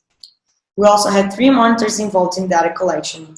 We will consider the results of the first monitor who conducted the session, as there is no chance of leakage whatsoever. The other monitors provide also blind offline scoring in the same sessions. All data collected from each trial is automatically uploaded into 2 separate protected clouds that stores participant's name, session number, date and time of the session for the set values of the response scored by the monitor, as well as of the target, visual and form rank order, and the 5 images included on the session. Here, I'll present our preliminary results. We have until now collected 322 sessions with 80 participants and 20 actively doing the sessions. As you can see here, we found an effect size of 0.06 for the visual rank with a confidence interval of 0.11 and an effect size of 0 for the form rank. As you can see, we did not find a group level statistical evidence for remote viewing in our study until now, but we have found 2 participants who showed statistical effects on an individual level. I'll be talking about those 2 later on this presentation. Here's a distribution of the visual rank for the first monitor for all 322 sessions. The visual rank is in the x-axis and the frequency in the y-axis. As you can see, the distribution was homogeneous, which is in accordance with no significant statistical effect. Here's a correlation matrix for all monitors for the visual rank for the 322 sessions. So here's the correlation between monitor A and C. Here's the correlation between monitor A and B, and so on. As you can see, they are all positive. And here's the form rank correlation matrix for all monitors for all the 322 sessions. As you can see, they're all also positive.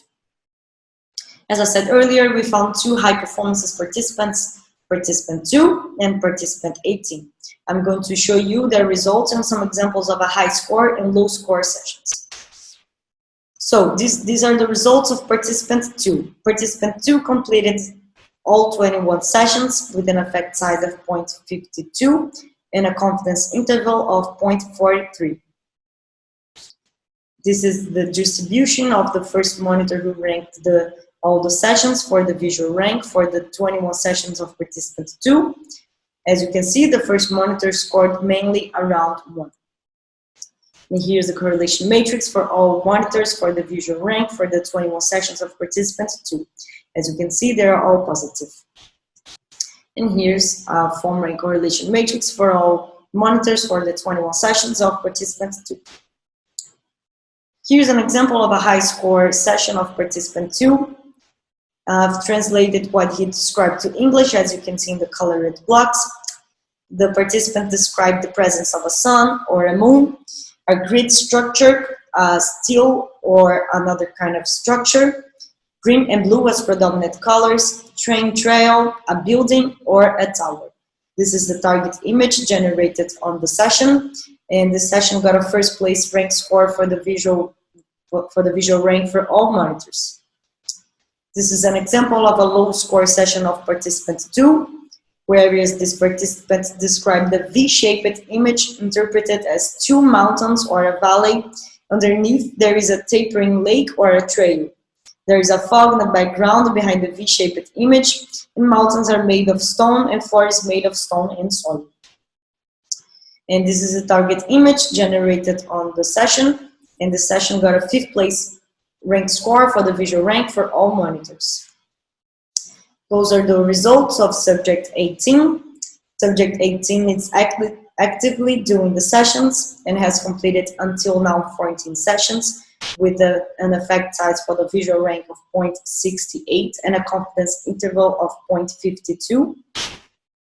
Here's the distribution for the visual rank of participant 18 for all 14 sessions. As you can see, the first monitor who scored the session scored mainly around 1. Here's the correlation matrix for the visual rank for all 14 sessions of participant 18.